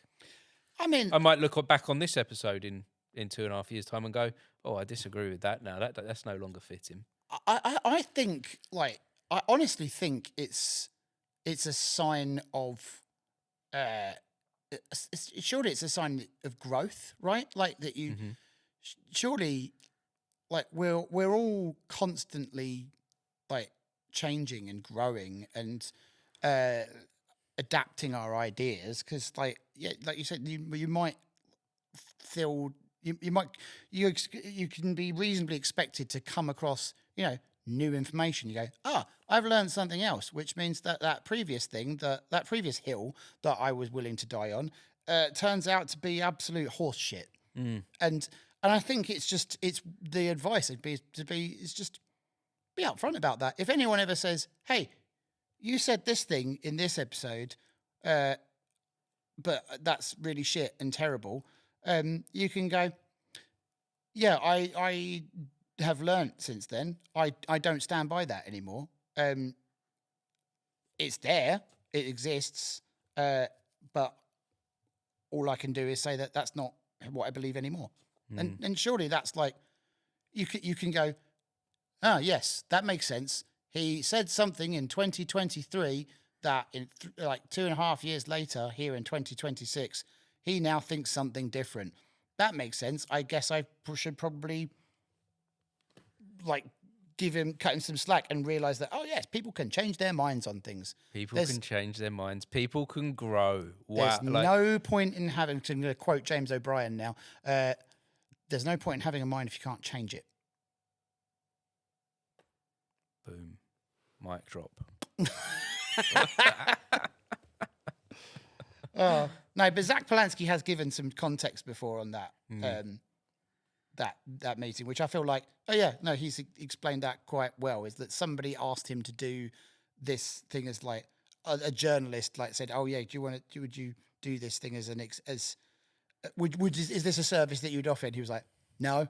And then it's like, "Well, would you do it if you said it was like part of an experiment?" And it's like, "Okay, well, yeah, well, I'll do it at that if as long as it's made clear that this isn't something I would normally do," and had a bunch of like stipulations of like, "This is just something I'm participating in because you've asked," and blah blah blah.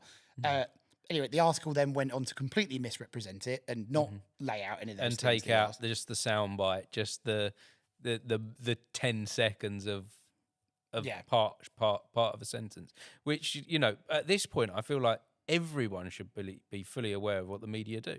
Yeah. How are we not?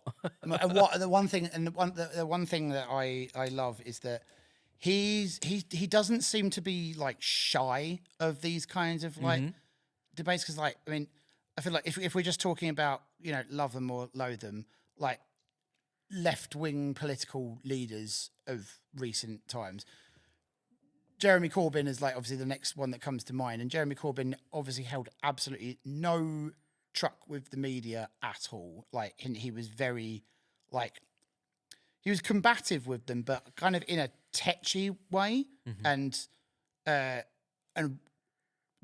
basically just didn't really want to engage with them at all. Whereas Zach Polanski seems to understand that like you kind of have to like. You have to be out there making your points to these people, and therefore he kind of knows the language of how to communicate with them, and he uses that to kind of knowing that he kind of uses that to make his points more effectively that way. But again, my brain's now lost the train of fucking thought that I was going with in that. But that he's an effective like media. A media performer, but also like that none of these things seem to stick to him, and he himself is like kind of goes that like one of the other things that they like to pick up on him with is the fact he's got missing teeth, and like his teeth aren't the best. He's got a bit like gaps in them and stuff, and the fact that he's always like, if this is all you've got, it means you don't have an argument about the things of substance that I'm talking about. And it's like, yeah, that's a pretty good point to drive back at them. It's like, oh, I see, you're just going to go for this ad hominem shit because like you don't actually have anything other than just vague scoffing sounds about my policies, right?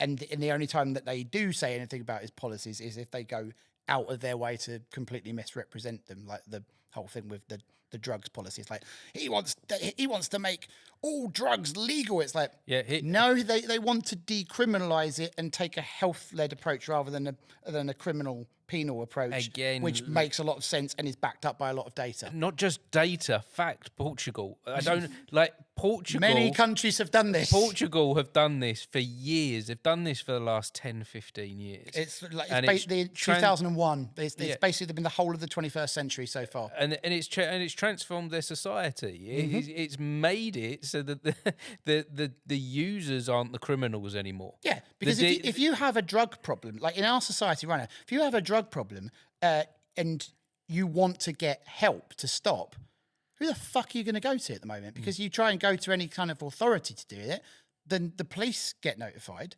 and you have to deal with then having a potential criminal record and an arrest, and that can fuck your life up. This goes back to helping humans thrive. Helping humans thrive, Dan. What a world! Wouldn't that be? Yeah. How ridiculous and utopian. But I don't understand. I keep coming back to this with people. I don't understand why we're not looking at places where it is working, and why we jump to that. But the war on drugs. Otherwise, we're going to have parks filled with drug users. No, we're not. No, we won't. That's not what's happened in other places with other human beings. Yeah. When we've taken care of each other. In fact, specifically parts of these. I don't know if it's. I can't say if it's specifically in this policy as put forward by the Green Party, but when I've heard this idea talked about before, I've heard people talk about it like of having like clean needle rooms and things like that, like places that you can go to take the drugs where you're supervised by a doctor. It's like as part of it, it's like you're attempting to like get help and come off of it, but it's like having it set up that way means that you very specifically don't get people going into parks and, near schools and shooting up fucking heroin in those places, because it's like, well, no, if there's somewhere safe to go where you have access to, you have like clean needles and, medical support to make sure that you don't die, you're going to go there where you feel supported. Let's be really clear that the war on drugs that started in the mid-'80s is a fucking 40 years ago, failure. Is a failure, hasn't worked, and in fact has been really bloody dangerous. Yep. That has put drugs into parks. The war on drugs, and it's absolutely rammed our prisons as well. Yeah, like if you want to start dealing through with people the backlog of and the fact that our jails are all full, it's like stop sending people to jail for drug use offences. Go after the criminals who run these enterprises. I see it as that you change these policies into taking care of people that use drugs, and you're looking at a future generation not going into those positions in the first place. Yeah. There's a future generations of kids that are coming up that aren't being pried upon by criminals. Yeah, and also because there's no need for it anymore. Yeah, how about we also work towards building a world where people don't get so desperate and miserable that they turn to really hard drugs to numb how they fucking feel. Like getting back to the whole building a better world. It's like, well, in a better world, people. I'm not going to be like I'm naive and say but people won't want to use drugs at all. It's like, no, there are going to be some people that want to use drugs. Yeah. But if you work to make sure that people are kind of like taken care of and allowed to thrive, like you say, people when you're thriving, you're going to be less likely to just jack up heroin. It's going back to that thing that where the society's being pushed, where that 20% that we talked about earlier, that's getting pushed down to the bottom, that's almost being pushed out of society, that haven't got anything in their lives. What are they going to turn to? Yeah, they're going to, in this current society that we've got set up, they're going to turn to drugs. And then they're going to turn to. now we can throw you in jail too. It's escapism at the end of the day. Of course it is. Is why these people are choosing to do this. Because they want to escape this system that isn't working. They need to numb themselves out from like how awful their lives feel. And I'm not necessarily gonna. That's not me condoning it at all. I mean, like, yeah, because drugs are bad. Okay, like, yeah, but it's like I'm not gonna condone it, but like I can understand it. It's like, well, yeah, that makes perfect sense, and I don't get why it seems like that. So many people get that. It feels like, not everyone, but it feels like almost everyone gets that, except the fucking people who hold the levers to do something about it. Like the people, when it's like time anyone gets anywhere near the lever where they could go, right, I'll just pull this and we change this policy and it will like really improve lives. And they just sort of go,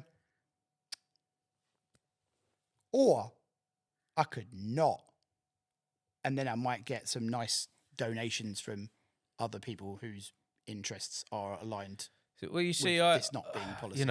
I see that we're going to have as some drugs get legalized, which again around the world, even in the United States, cannabis has become legalized in pretty much every state now of the United States. I'm shocked that I thought when that happened, I thought, oh, there won't be long before it happens here. It's like, no, it's been 14 years? It's still because there's still such an ingrained belief that cannabis is bad, that cannabis is going to send you into psychosis. Well, all statistics say that more people on alcohol get psychosis than they do on cannabis. Yeah. More people die daily from alcohol than they do of cannabis. Do you know how many people have died from cannabis this year? None. How many people have died from alcohol today? I don't know the statistics, but tell me. It's on average 6 in the UK. That's 6 too many, man. That's fucked. And so, like, if it's really about our health, if it's really about our safety, should we not be looking at alcohol? Well, no, because there's too much money in it. Mm-hmm. And that's the other. That's when you push back and go, there can be money, there can be tax revenue in marijuana as well. Like just. Well, this is what regulate it, tax it. This is what America has finally realised. Yeah, it's like, oh look, we can make bank off of this, and it eradicates the crime element around it. It's also because. And America seemed to have got past this pretty quickly when they were the ones that came up with the story.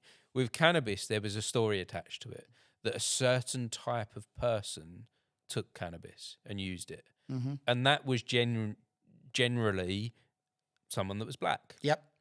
Someone that was Mexican, was a foreigner. And so it was used as a weapon to point at the bad people. Yeah, the Nixon administration did a number on those communities. That was the story. Certain communities used that certain type of recreational drug, therefore it's bad. This is, by the way, in case you think at home that this is conspiratorial thinking, it's not.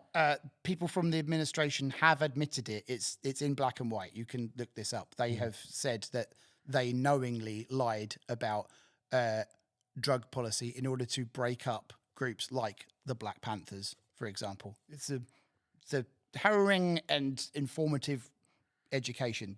Go and I encourage you to look this up. And so America have managed to get past that story. Mm-hmm. Why are we still holding on to it? Again, at this point, we're like, we don't know. I don't know. I genuinely don't know. It's. I think there's such a. I think it's. Do you know what? I know exactly what it is. Go on. At least I think I do. I remember hearing. I think this was. Like Labour politicians and aides used to talk about this, and I think they still do now with their current government. They have a thing about policy is like, does this pass the Daily Mail test?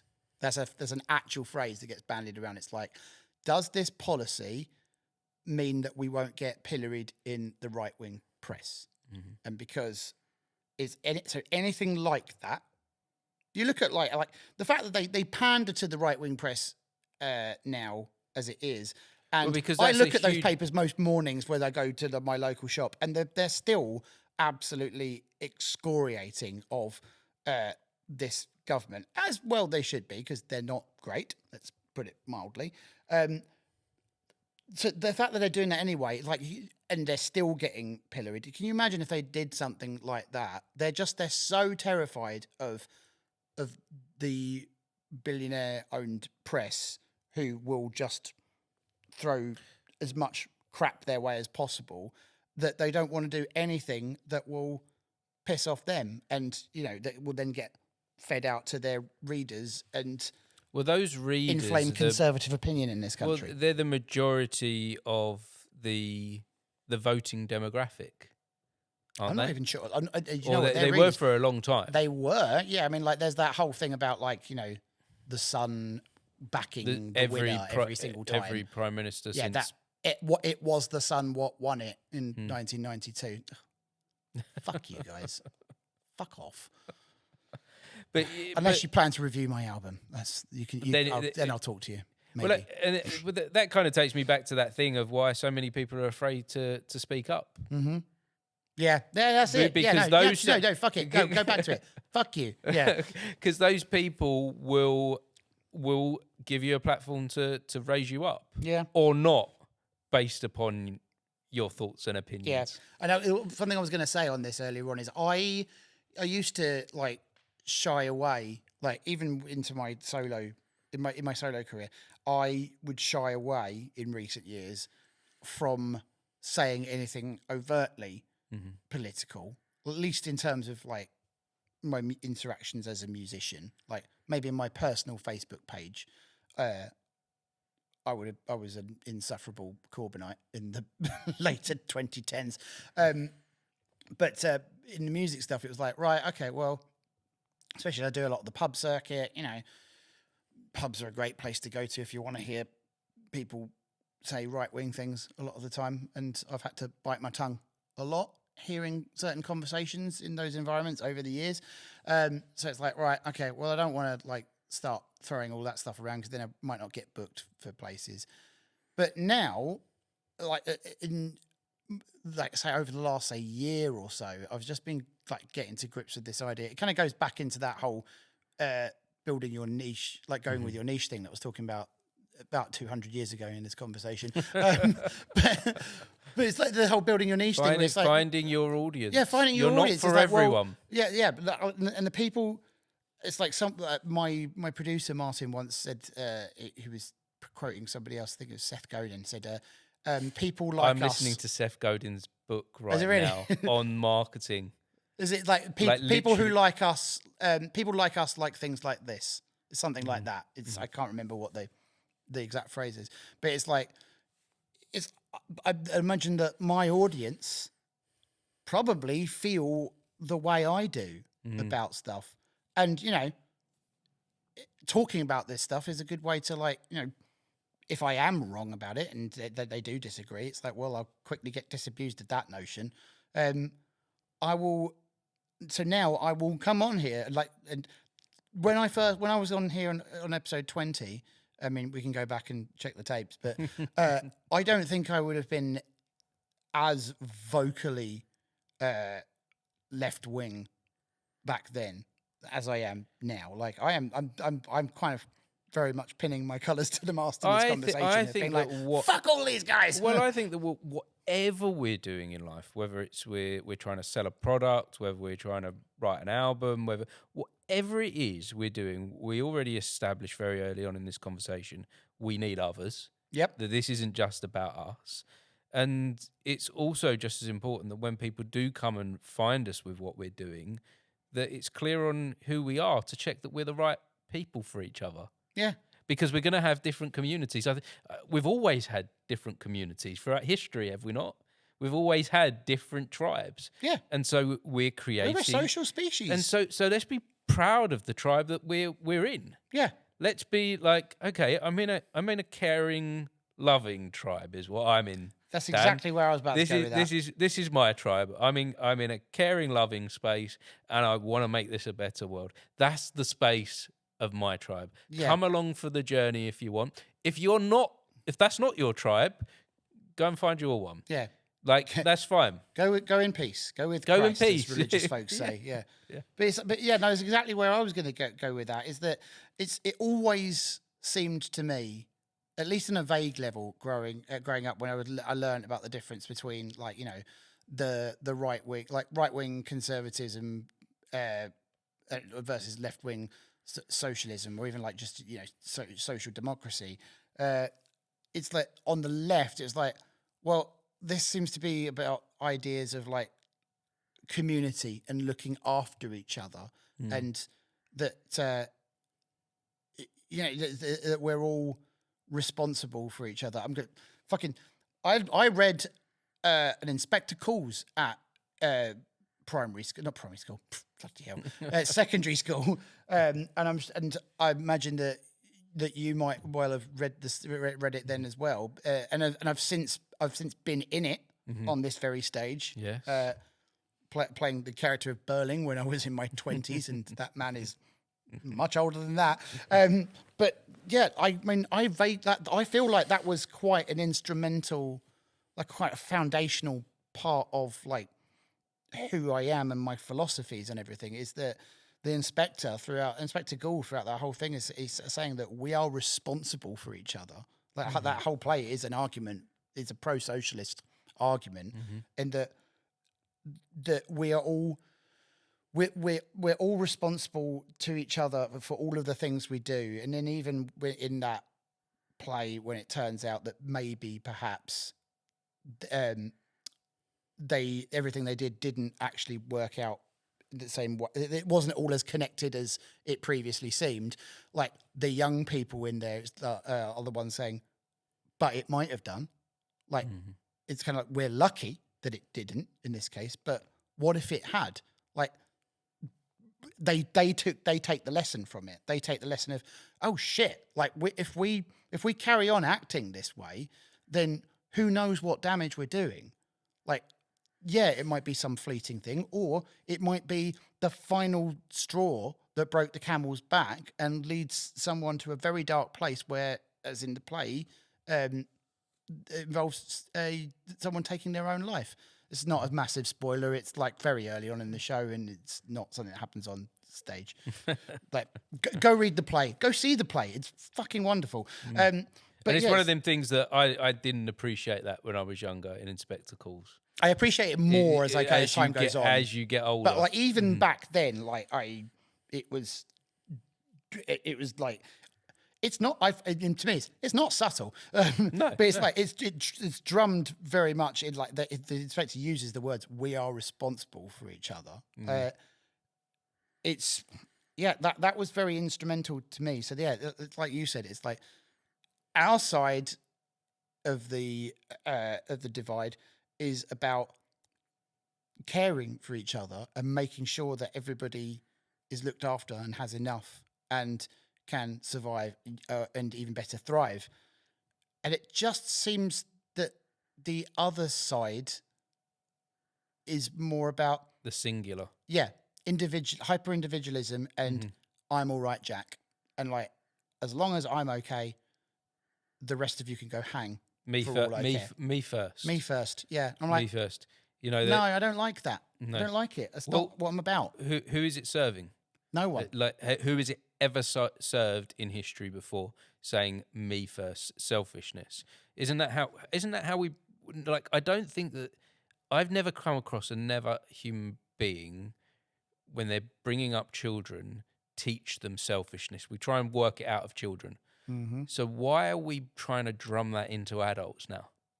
So then that's a very interesting way of putting it. Yeah, like one of the things that we try to teach children all the time is share.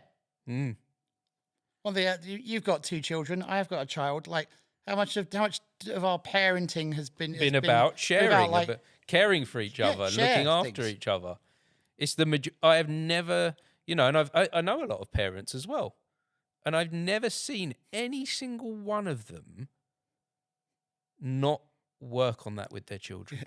Sorry, I just got this image now of being like, just going, Timmy, stop sharing those toys. Those are yours. No, don't let those little urchins touch those. They're yours. They're going to make them dirty. Like, why are you letting them play with those? Stop it. Can't you be a bit more selfish, like your brother Jimmy? Yeah, but yeah, we're all. But never ever happened as a parent. It's never. I don't think it's ever happened on the history of of the species. I will bet my house has never been. Why are we doing that? That has never been a conversation conducted without irony from adult to child in that formative.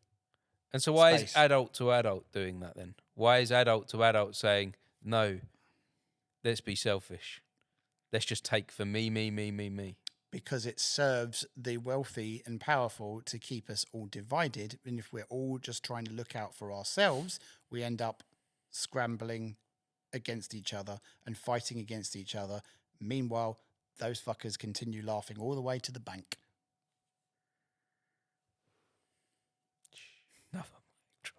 Twice. So, Dan, at this point, you're coming out of a new album. I am coming out with an album. Tell me, what's the album? What's the album called, Dan? The album is called "This Is Where You'll Find Me," and I will explain for why. And I will do my best not to interrupt and take you off on a tangent. I will not ask you how to make this a worse world. We need Jake to keep the conversation on track. This is why I let Jake go home. This is why I said, Jake, thank you very much, but you've done your bit for today. He's a grown lad. He needs his beauty sleep. Yeah.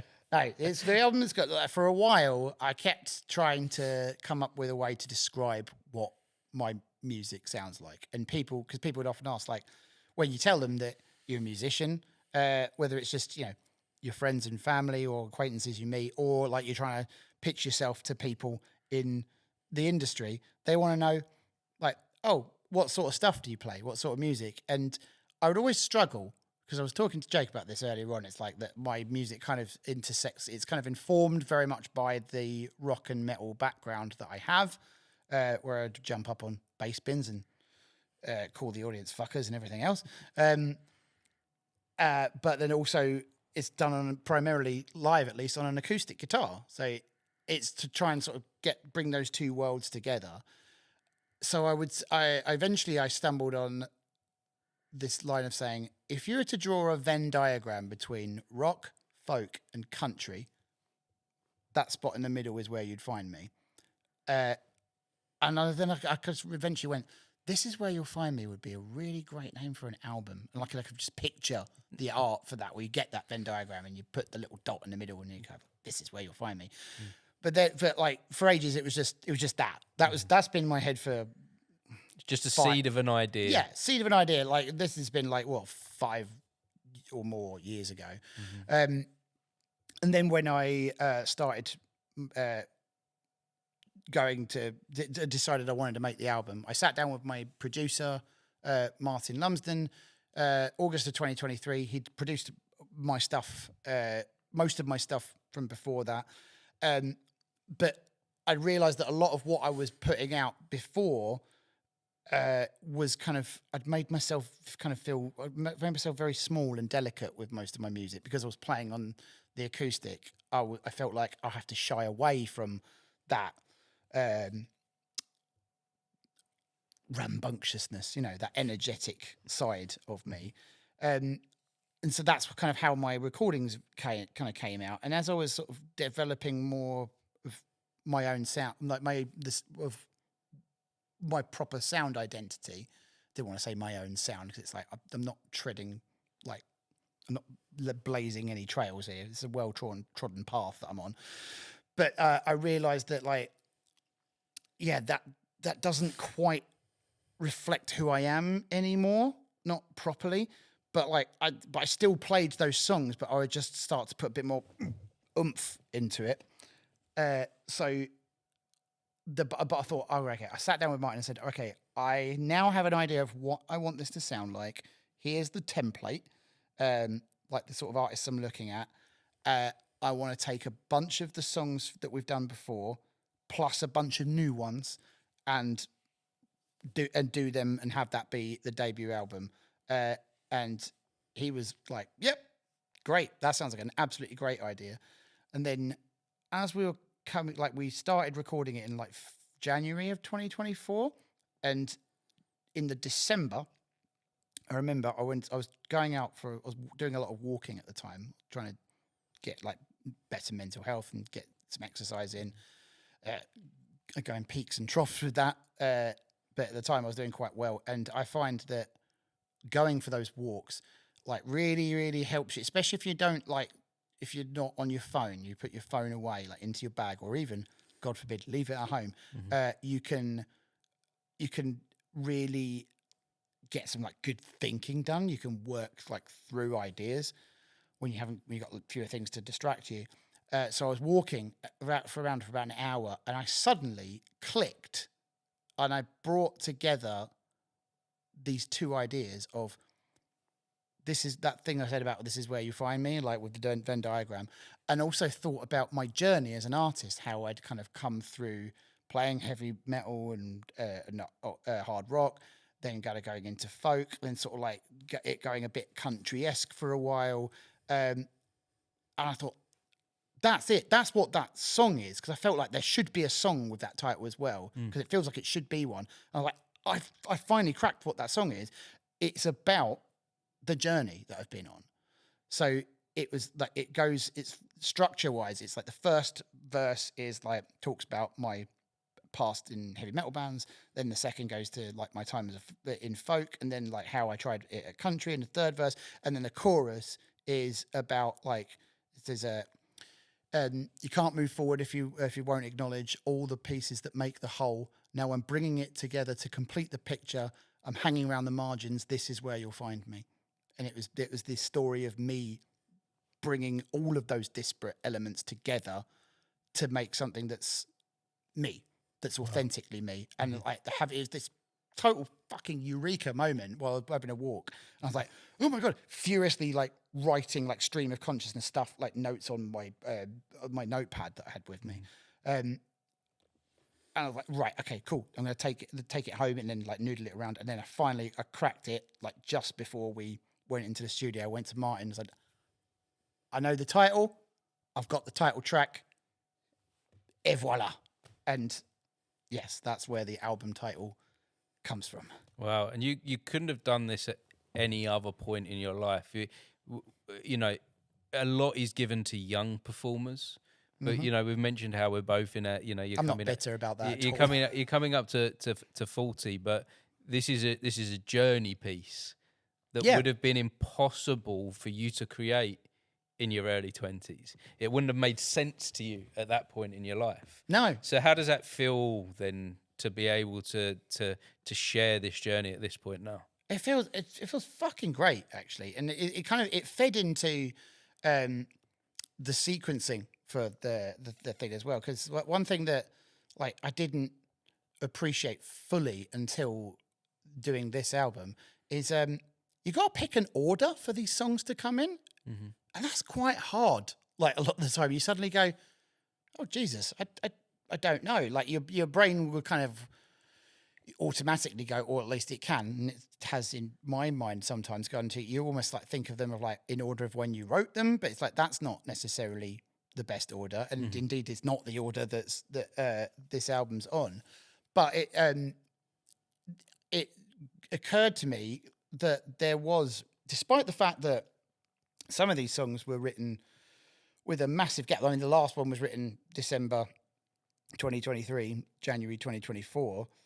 The oldest song on there has its origins from like 2007, from like before I was a solo artist. It was a song that I'd kind of noodled when I couldn't really play guitar properly, and always intended to like for it to be something that I played with another band and go, right, you guys play it. I can't play music for shit, and I'll just sing it.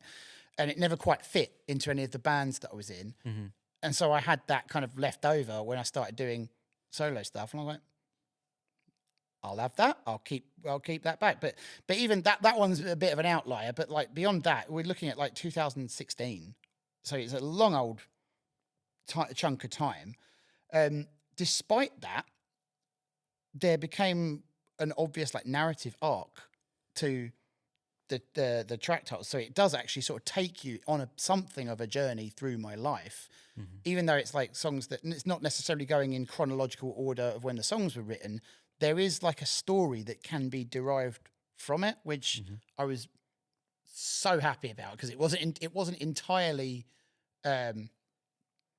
deliberate, but I mean, I'm quite a confessional songwriter anyway. I have very rarely done anything where. Well, from how I've discovered your music, Dan, and how I've listened to it, is you're always wearing your heart on your sleeve. Yeah, that's the only way. It's the only way I know how to be as a performer. It's like I think do you know what? Being in metal and rock has kind of like informed a lot of that because I listened to a lot of music that was in that genre that was very kind of would deal with like the darkness inside your own mind. And I've kind of expanded from. It's not all bad stuff anymore. Like I now can sing songs about things that make me happy as well. Thanks, pop punk. But it's like that's my natural comfort zone. I have written some songs that are like slightly less autobiographical and less confessional, but it's not as natural an instinct for me. So I think the fact that I write in quite a confessional way actually sort of helps in terms of being able to build a narrative around it anyway. So it starts like it opens with the title track and then goes through. Then there's a song about my ADHD and how how I'd struggled with that. And then there's things about depression. And then there's like a love that went wrong in my life. And then like my journey as an artist, like slogging my guts out to and feeling like there's nothing really happening. Then goes into like towards my love life, like with my wife and how like we got together and got married, and then like our journey becoming parents, and then kind of ends with a song that's about like all of the loved ones in my life and about how I always want to appreciate all of the little things, even like the boring bits on like a rainy Sunday afternoon when you're not necessarily like doing anything exciting or even maybe necessarily talking to each other, but you're just enjoying like that companionable silence of like, and just being like, oh God, I'm so glad that I've got you here. Especially because like that one was written during the pandemic at a time when it's like, we don't know when we're going to be able to do shit like that ever again. Yeah. So it was me saying to my friends and family, like, I don't want to take this stuff for granted anymore because turns out we can lose it all. But yeah, no, I'm really quite pleased with like. Well, I'm excited to see some of this stuff as well. I know that this is show and tell time. This is show and tell time, Martin. Like the album. Wasn't that the best days of school? Yeah. Show and tell, a day where you was allowed to bring in one of your toys or something and talk about how cool it was. My son. Look at my Millennium Falcon. My son Alex used to lie that it was show and tell time every day. He used to be like, just to break his toys in. He used to be like, I used to be like, Alex, why are you taking a pocket full of Lego into school? Because it's show and tell today, Dad. It's show and tell. Because you'd love it so much, that opportunity to show off the things you love to the rest of your class. Of course. So this is actually a new section on the podcast, show and tell, that you're starting here, Dan. Show and tell. Maybe don't use that jingle, but go on then. So obviously, getting near the mic, that would be good. Yeah, we've got to talk into these microphones. Yeah. Obviously, the album is coming out very soon. It's out on the 27th of April, which not coincidentally is my 40th birthday. Wow. I like to think that this album is my own unique take on a midlife crisis, and it's more interesting than buying a sports car. And you can't afford one anyway. Yeah, we've already discovered you're poor. I'm a poor. musician. I can't afford a fucking sports car. But yeah, so obviously there's I'm in the realm of like selling physical media as well because physical media is making a comeback. It is, and as I'm keen to say on stage, I do say to people, I'm selling CDs at the back, and I go, kids, CDs are what we used to use to listen to music before Spotify ruined our ability to make a living at this. But like you say, it is coming back. And I do have some Well. physical things here, including, for the very first time, my album on a vinyl. Cool does that look, Dan? Yeah, see that. Look at that artwork; it's amazing. How cool is that? Can I have a film? Please, yeah, absolutely. Like how cool! Like I miss this from my youth. This Back in my day, having a piece of music that I could hold in my hands, that I could visualize, that I could fully understand within the artwork why an album was called, why, this is where you'll find me, this representation of these different types of music coming together, and bam, and there you are in the middle.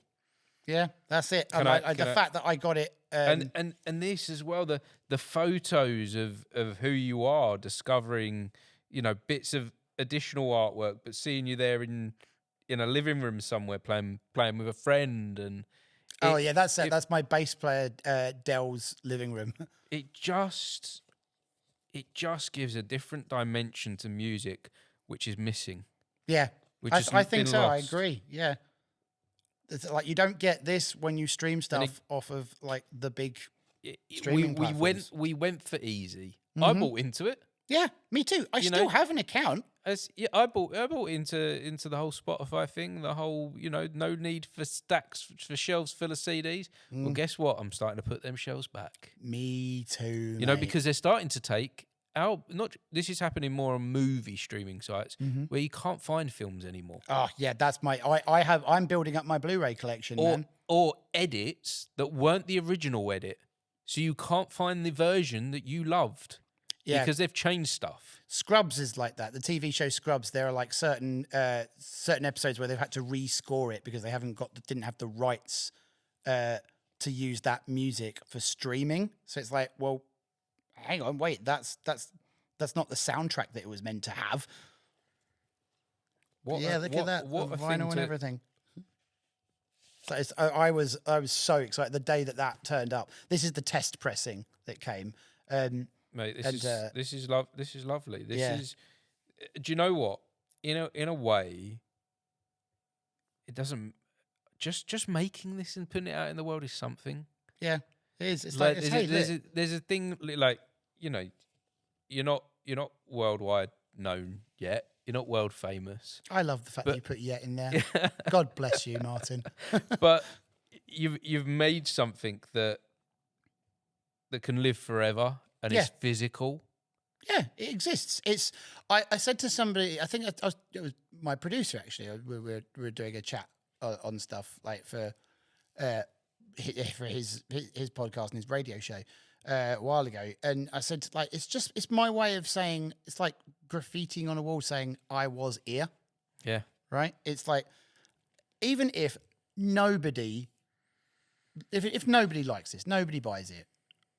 I mean, I have had some pre-orders now, so that's nice. So I'm not even in a position where no one will buy it. Thank you. But let's just say that nobody did buy it. It's like I'm just proud of the accomplishment of like just, hey, look, here's the thing that I made. And I keep going back to this thing of your 8-year-old self. Yeah. How proud would your 8-year-old self be of this right now? That reminds me. There's a song by a band called The Lottery Winners. The song is called Letter to Myself. And it's the singer writing a letter back to his 12-year-old self. And it genuinely makes me cry. There are bits of it where it's like, he's trying to like give advice, like to say like, there'll be times in life where you're in front and times when you're failing, and don't beat yourself up over stupid stuff you did. And then there's a line in there said like, if you saw me now, you'd probably think I was cool. And that's it. That's what I feel like. That's what the linking thread is like. It's like you're in an 8-year-old, you're in a 12-year-old. Go, wow, that's fucking awesome, man. So, do we grow up and do that? Like we grow up and do that, pal. Yeah. So I do this regularly on the podcast now because it's quite enjoyable. We actually have the power on this podcast to go time traveling. We can honestly, we can do this here, Dan. I've discovered this, that we can dial. This is what this actual thing is in the middle here. Oh, it's a time machine. It's a time machine. Oh, cool. There's the flux capacitor in the middle there. This is the new and updated flux capacitor. Great Obviously, Scott! It's changed a lot since the 80s. Please don't sue us. As you can see. But where would you go to revisit yourself in your 40 years? Where would you go back to? Oh my gosh! Wow. Do you mean to go and talk to myself, or like to go and relive This is something? like the DeLorean, Right. and we can dial this into any point in your life and go and revisit that moment. Right. Now. That's my God! Right now. In these chairs, like in these chairs, we pull these up and down, and whoa! Here we go, Dan. That didn't just fuck with your microphone level. That at all. probably did fuck with it. Sorry, anyone listening, how bad that was. Where would I go? Where would I revisit? I don't know. 23 was a good year for me. 23. At age 23. Oh, okay. I thought he was going to 2023. No, not 2023. I mean, like that was a pretty good year as well, actually. But I think when people will go, "Oh, I'd love to be 18 again," I'm like, nah. If I was I'm not into like kind of wishing myself to be where I was before or anything. But it's like if I had to relive a particular time again, it's like 23 was a good year. I enjoyed that. Like my mid 20s were a lot of fun. What was you doing that you particularly like to revisit at that moment? I was in my last year of uni. I mean, one thing I would probably do is I'd make a better effort of my dissertation and just of my studies in general. You know, probably could have done better with the medication that I now have because of my ADHD. Anyway, but yeah, no, I had a great group of friends. I'd kind of like really nailed like. And again, it was a similar journey where I like with university, I kind of felt like I was sort of trying on different parts of my personality and sort of searching for my tribe. And I felt like that I knew great people throughout all of uni, but like in that last year, I met some people that kind of formed like a friend group that was like, yes, this is it. And these are people who I still love and talk to this day. So yeah, I just go reliving some of that would be great. But in terms of, I don't know, if it's like if I was to go back and actually converse with myself. And we've got the vinyl with us, so actually I've got a question regarding that vinyl actually that's just come to me. Okay, yeah, go for it. So as you go back to that 23-year-old version of yourself and you visit yourself at university, there's a turntable just so happens to be there. What track would you play? Ooh, hang on. Just remind myself of what songs I have on my album. Do you know what? What would be a good one? There's a track called Crawling on the Floor, which is track 3 on the album. That's the one that I said I wrote into around about 2007. And I turned 23 in 2009. So it would probably be quite cool for Dan from then to get to hear like, hey, yeah, you know that song that you've sort of like noodled together and don't think you can play. Well, check this the fuck out. Not only can you play it now, you've gone and like developed your own version. You've not like let a band. You've not given it to your mates in one of your bands in order to like rework it and make it their own or whatever. It's like, you know, you have been the driving force on this one and you've got it, and this is what it sounds like now. I apologize for the ways in which it's different, but also I don't apologize for the ways in which it's different because trust me, this version's better. We did a lot of trial and error. I suppose that would be one option to show him that, because that would be he'd know what that was.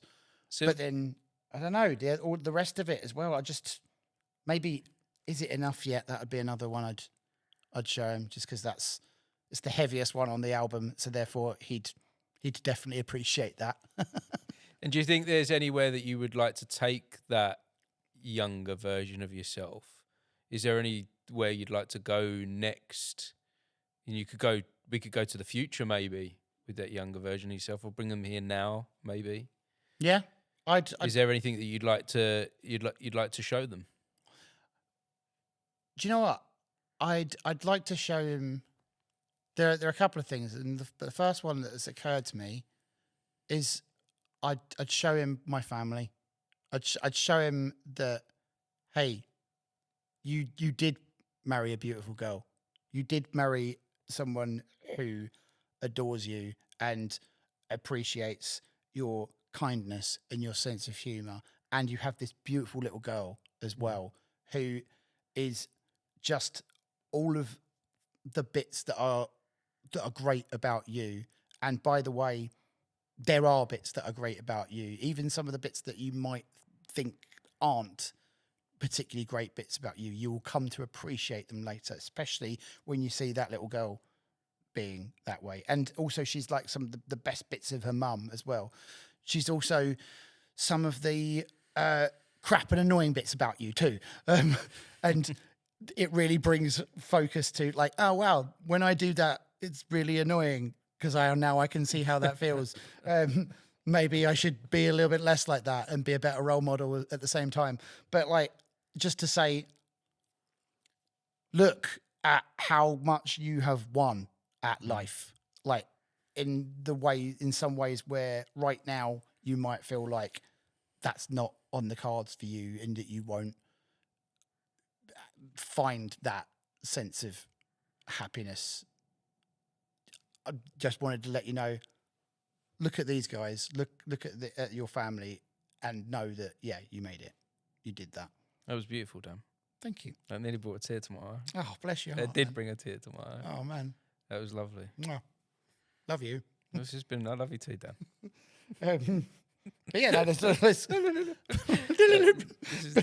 has been a beautiful conversation. Yeah. Thank you so much for sharing.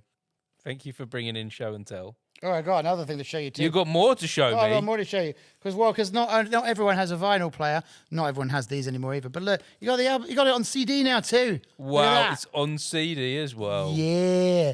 So there you go. You can have a quick look. Obviously, you can't open that one up, but it's sealed. You've got it's a sealed one. But here's a copy of the booklet that goes inside there, which is similar to this, but there are its layout is slightly different, mostly due to the fact that I had a certain number of pages that I had to love, Dan, fill. how you've crafted your life at this moment into an album.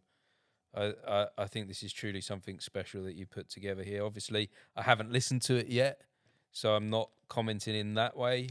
I'm commenting on the crafting of life into art. It's a beautiful thing to see. It's a fucking superpower that artists. I think it's a superpower, and I include that we you all, in that as well. Like it's a superpower we all have. Yeah. Through talking to all these different people, through doing this podcasting thing, everyone I meet has a story. Everyone I meet has a different journey, and all of them journeys have power. And this might sound really cringe, but all of those journeys are art, and you've formed it. Just giving it physical manifestation. This is the sort of thing that my wife would call whenever I do say anything that's vaguely pretentious. She says, "You're being wanky again, aren't you?" And I'm like, "Yeah." That's a special place that podcasts can be. Is wanky. Welcome to the Wanky Podcast. It is not what you think. That's so going to be the title of this episode. The Wanky Podcast. With Dan Thomas. I think it's past our bedtime, Dan. I think it might be. Again, thank you so much for sharing. Where, if anyone has been listening in and they're like, I want to find out more about Dan, where do they find you? You can visit my website, which is www.danthomassolo.com. That's Dan, short for Daniel, Thomas, like the tank engine, Solo, as in Han Solo. Knew you'd love that. Dan, you said you did it exactly the same last time you was on the podcast. I'm pretty sure I did, yeah. I don't know if I did the pose last time. I don't know if you did the pose, but that's obviously your signature sign-off, and it's great. Pew, pew. Love it. I'm sure this won't be the last time that you're on the podcast either. I'm sure we're going to do this again at some point soon. As we've proven, we can talk for a very long time. We can. I'm sure not. We didn't even discuss Firefly. I was just thinking about that a second ago. I'm like, oh, we didn't do Firefly, did we? That would be another 2 hours later if we did that. I am very excited but that there's potentially a new series of Firefly. And I think it's more than a potential at this point, isn't it? It's building momentum. It's going somewhere, isn't it? I think so. There's a fan base that wants it, and we're living in a time where we can those things can be delivered. Yeah, I do. The worry that I had thinking about it, because when it got announced the other day, and they announced it as saying that they basically have everything in line and they just need a home for it, and that's where the fan base come in, where it's just like share on social media, interact with it on social media. Yeah. Like, they're basically putting aside my cynicism about social media for a moment, it's like campaigns like this is like, yeah, that will, especially when they've got that presence, like, yeah, this could be potentially be really good. But what I then think of is, and I know it's a different world now, you think back to when Firefly got cancelled originally in 2002, and that was bad. Very, very bad, Fox. Very, very bad.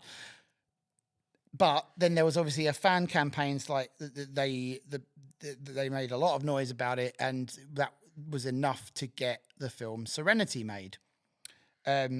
Unfortunately, people did not go into 2005, but people did not go to fucking see it. And I let myself off the hook because I didn't know about it at the time. I hadn't watched Firefly. I hadn't seen.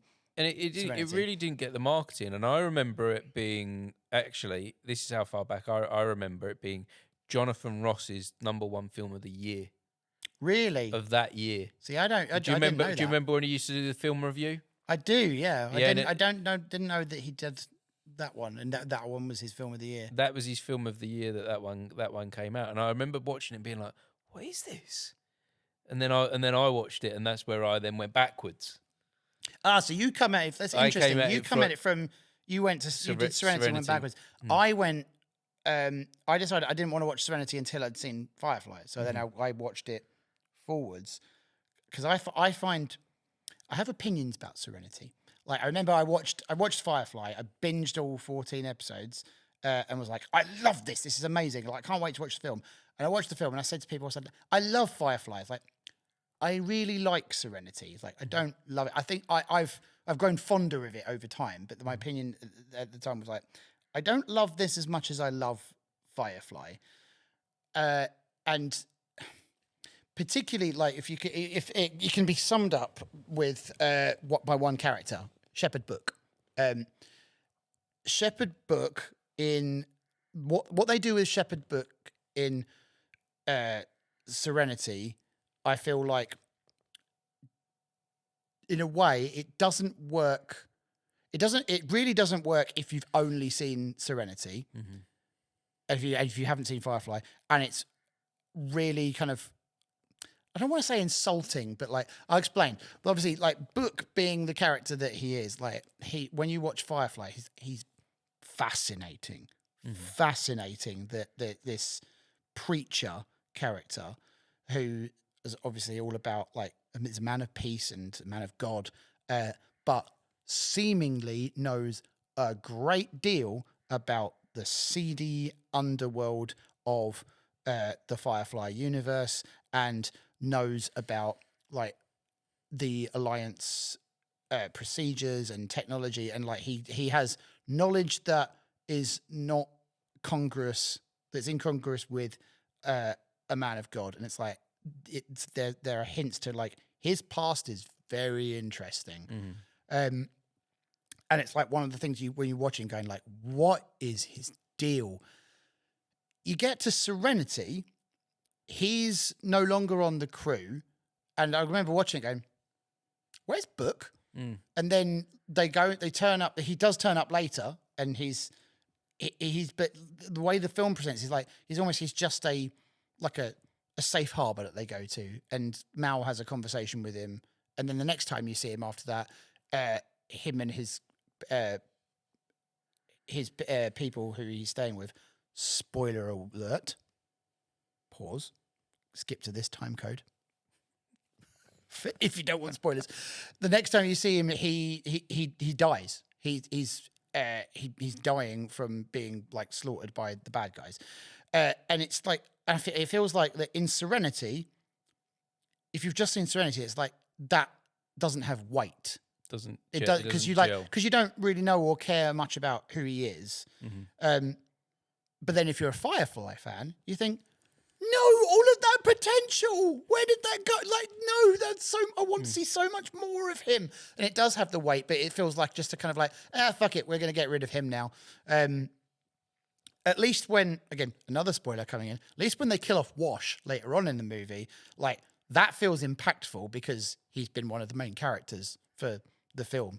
And it's brutal as well. If everyone's like, what's one of the most brutal things you've ever seen? It's like Wash getting impaled in Serenity. I'm still not over it.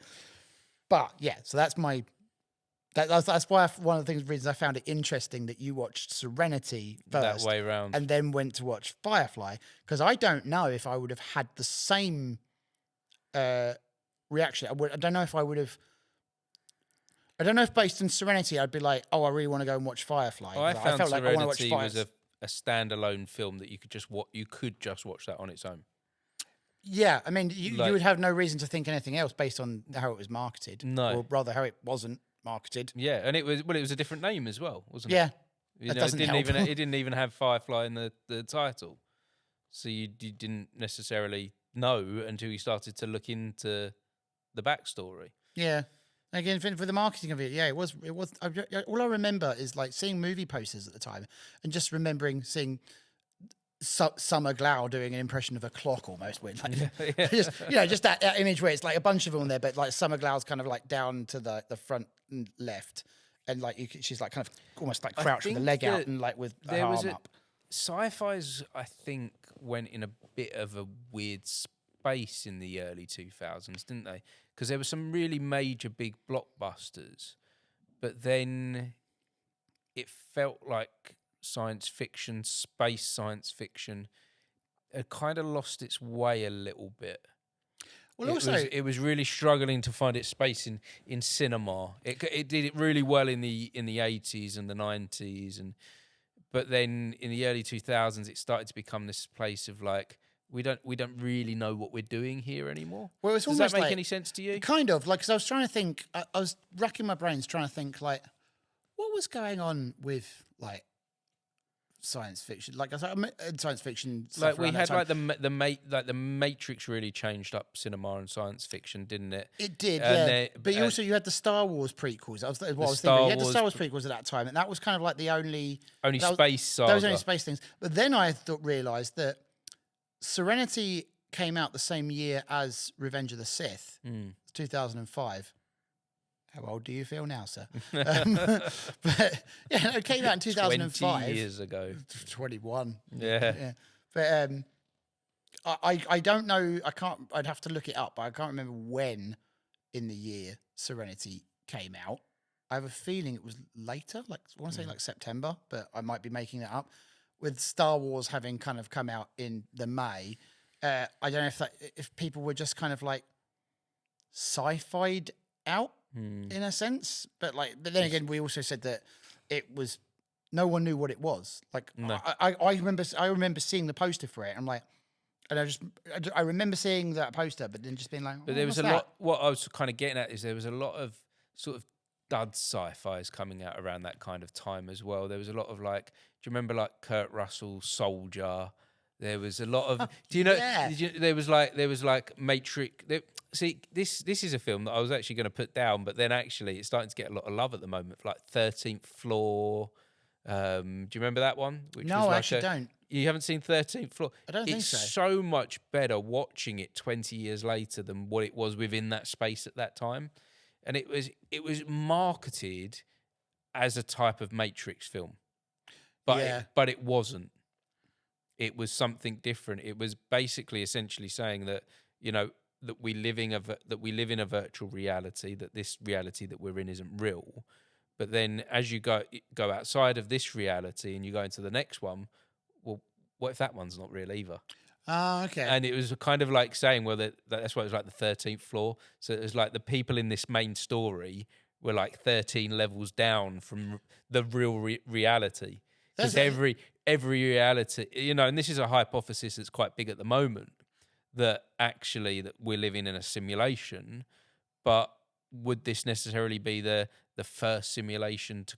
What happens when we create a simulation reality? It makes me think of that Black Mirror episode, Joan is Awful. Yes, yeah, that is exactly it. And it's kind of get to that point where she's like, "Oh, I'm going to escape this." Yeah, and it turns out it's like, yeah, no, Yeah. you're like, you're a this. few levels down. You're man. a few levels. You're not deep enough yet. Yeah, it's like, oh yeah, what was happening to Selma Hayek in the level below you? It's like, yeah, that's you, but in this one.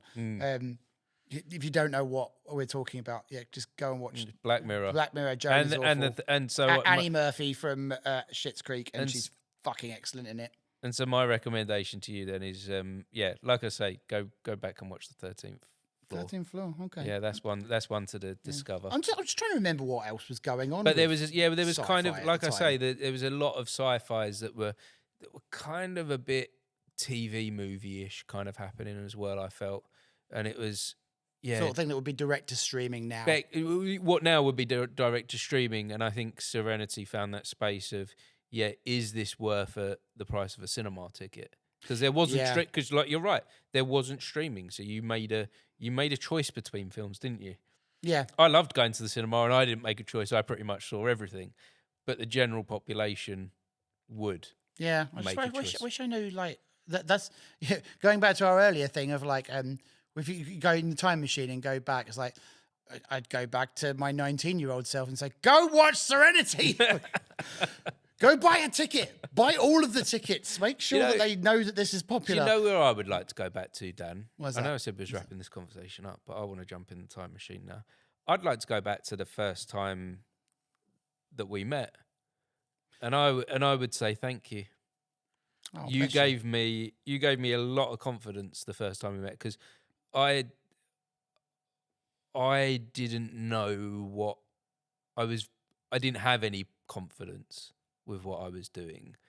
I just started doing the amateur dramatics thing, the youth theatre, and you were a stranger that came up to me on the bus stop and said, "I really liked what you did on stage. I thought it was really cool." And that just gave me a moment to go, oh, the hard work that I put in amounted to something.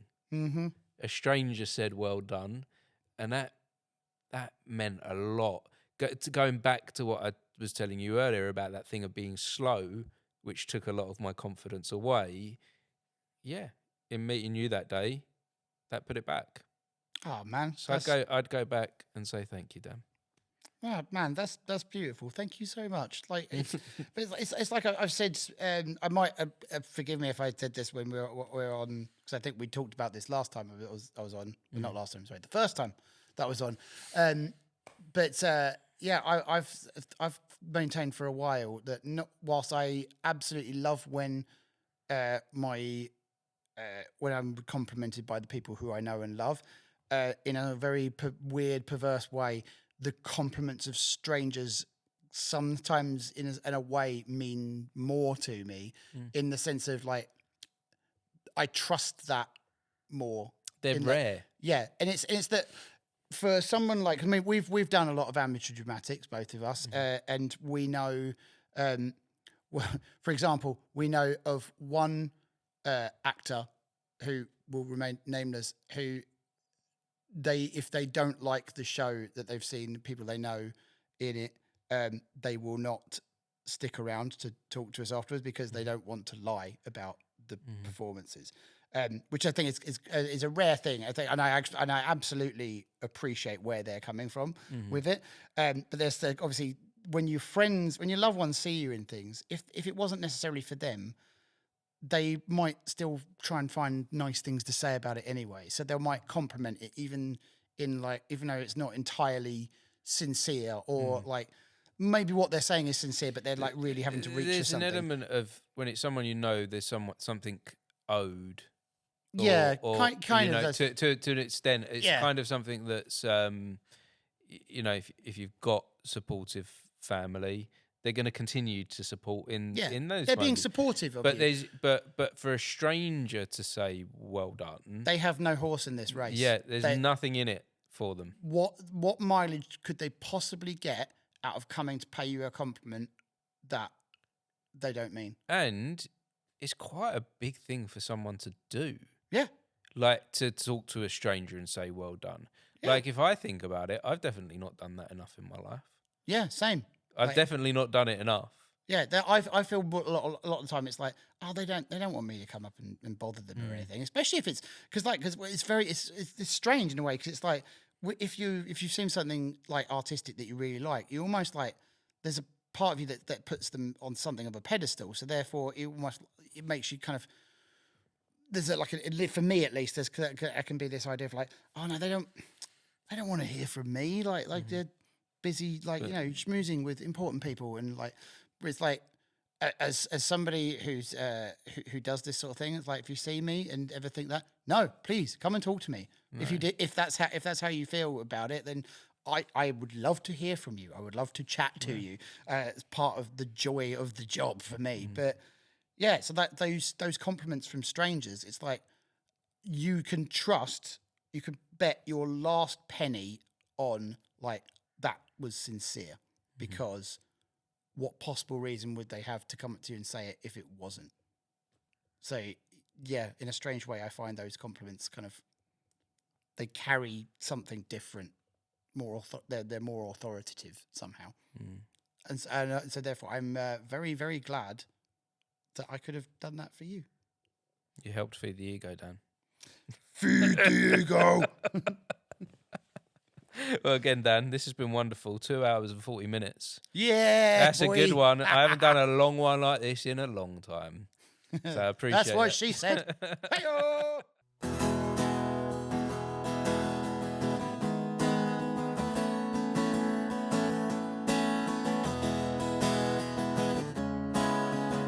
As long as I can remember, you've been here by my side. For better or worse, a blessing and a curse, always along for the ride. Who am I without you? Where do you end and I begin? You're woven throughout me, coiled around me. I got you under my skin. I've been trying so hard to find the strength to go on, but you've held me down for so long that the moment is gone.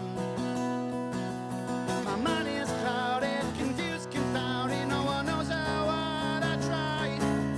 They think that I don't care, I'm going nowhere. I'm lost inside my mind, but I'm trying to break free from this prison built just for me, and be what I was meant to be.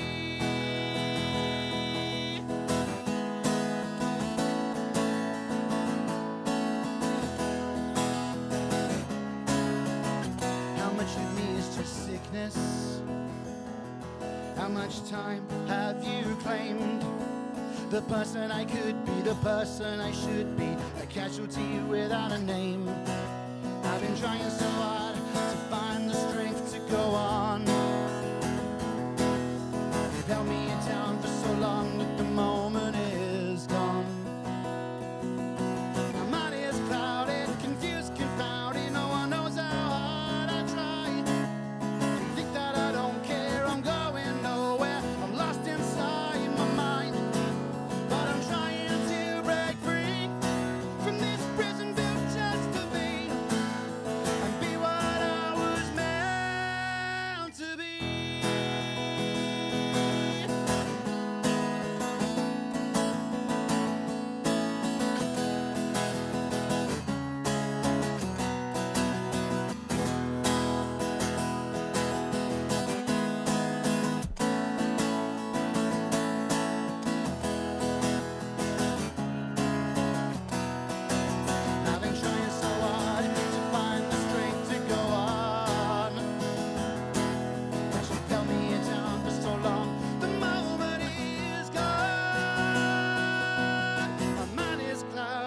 confused, confounded, no one knows how hard I try.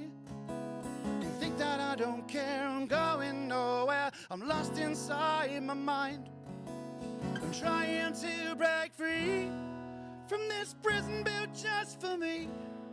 Prison built just for me. My mind is clouded, confused, confounded, no one knows how hard I try. They think that I don't care, I'm going nowhere, I'm lost inside my mind. But I'm trying to break free from this prison built just for me. And be what I was meant to be. Oh, I'm trying to break free from this prison built just for me. And be what I was meant to be.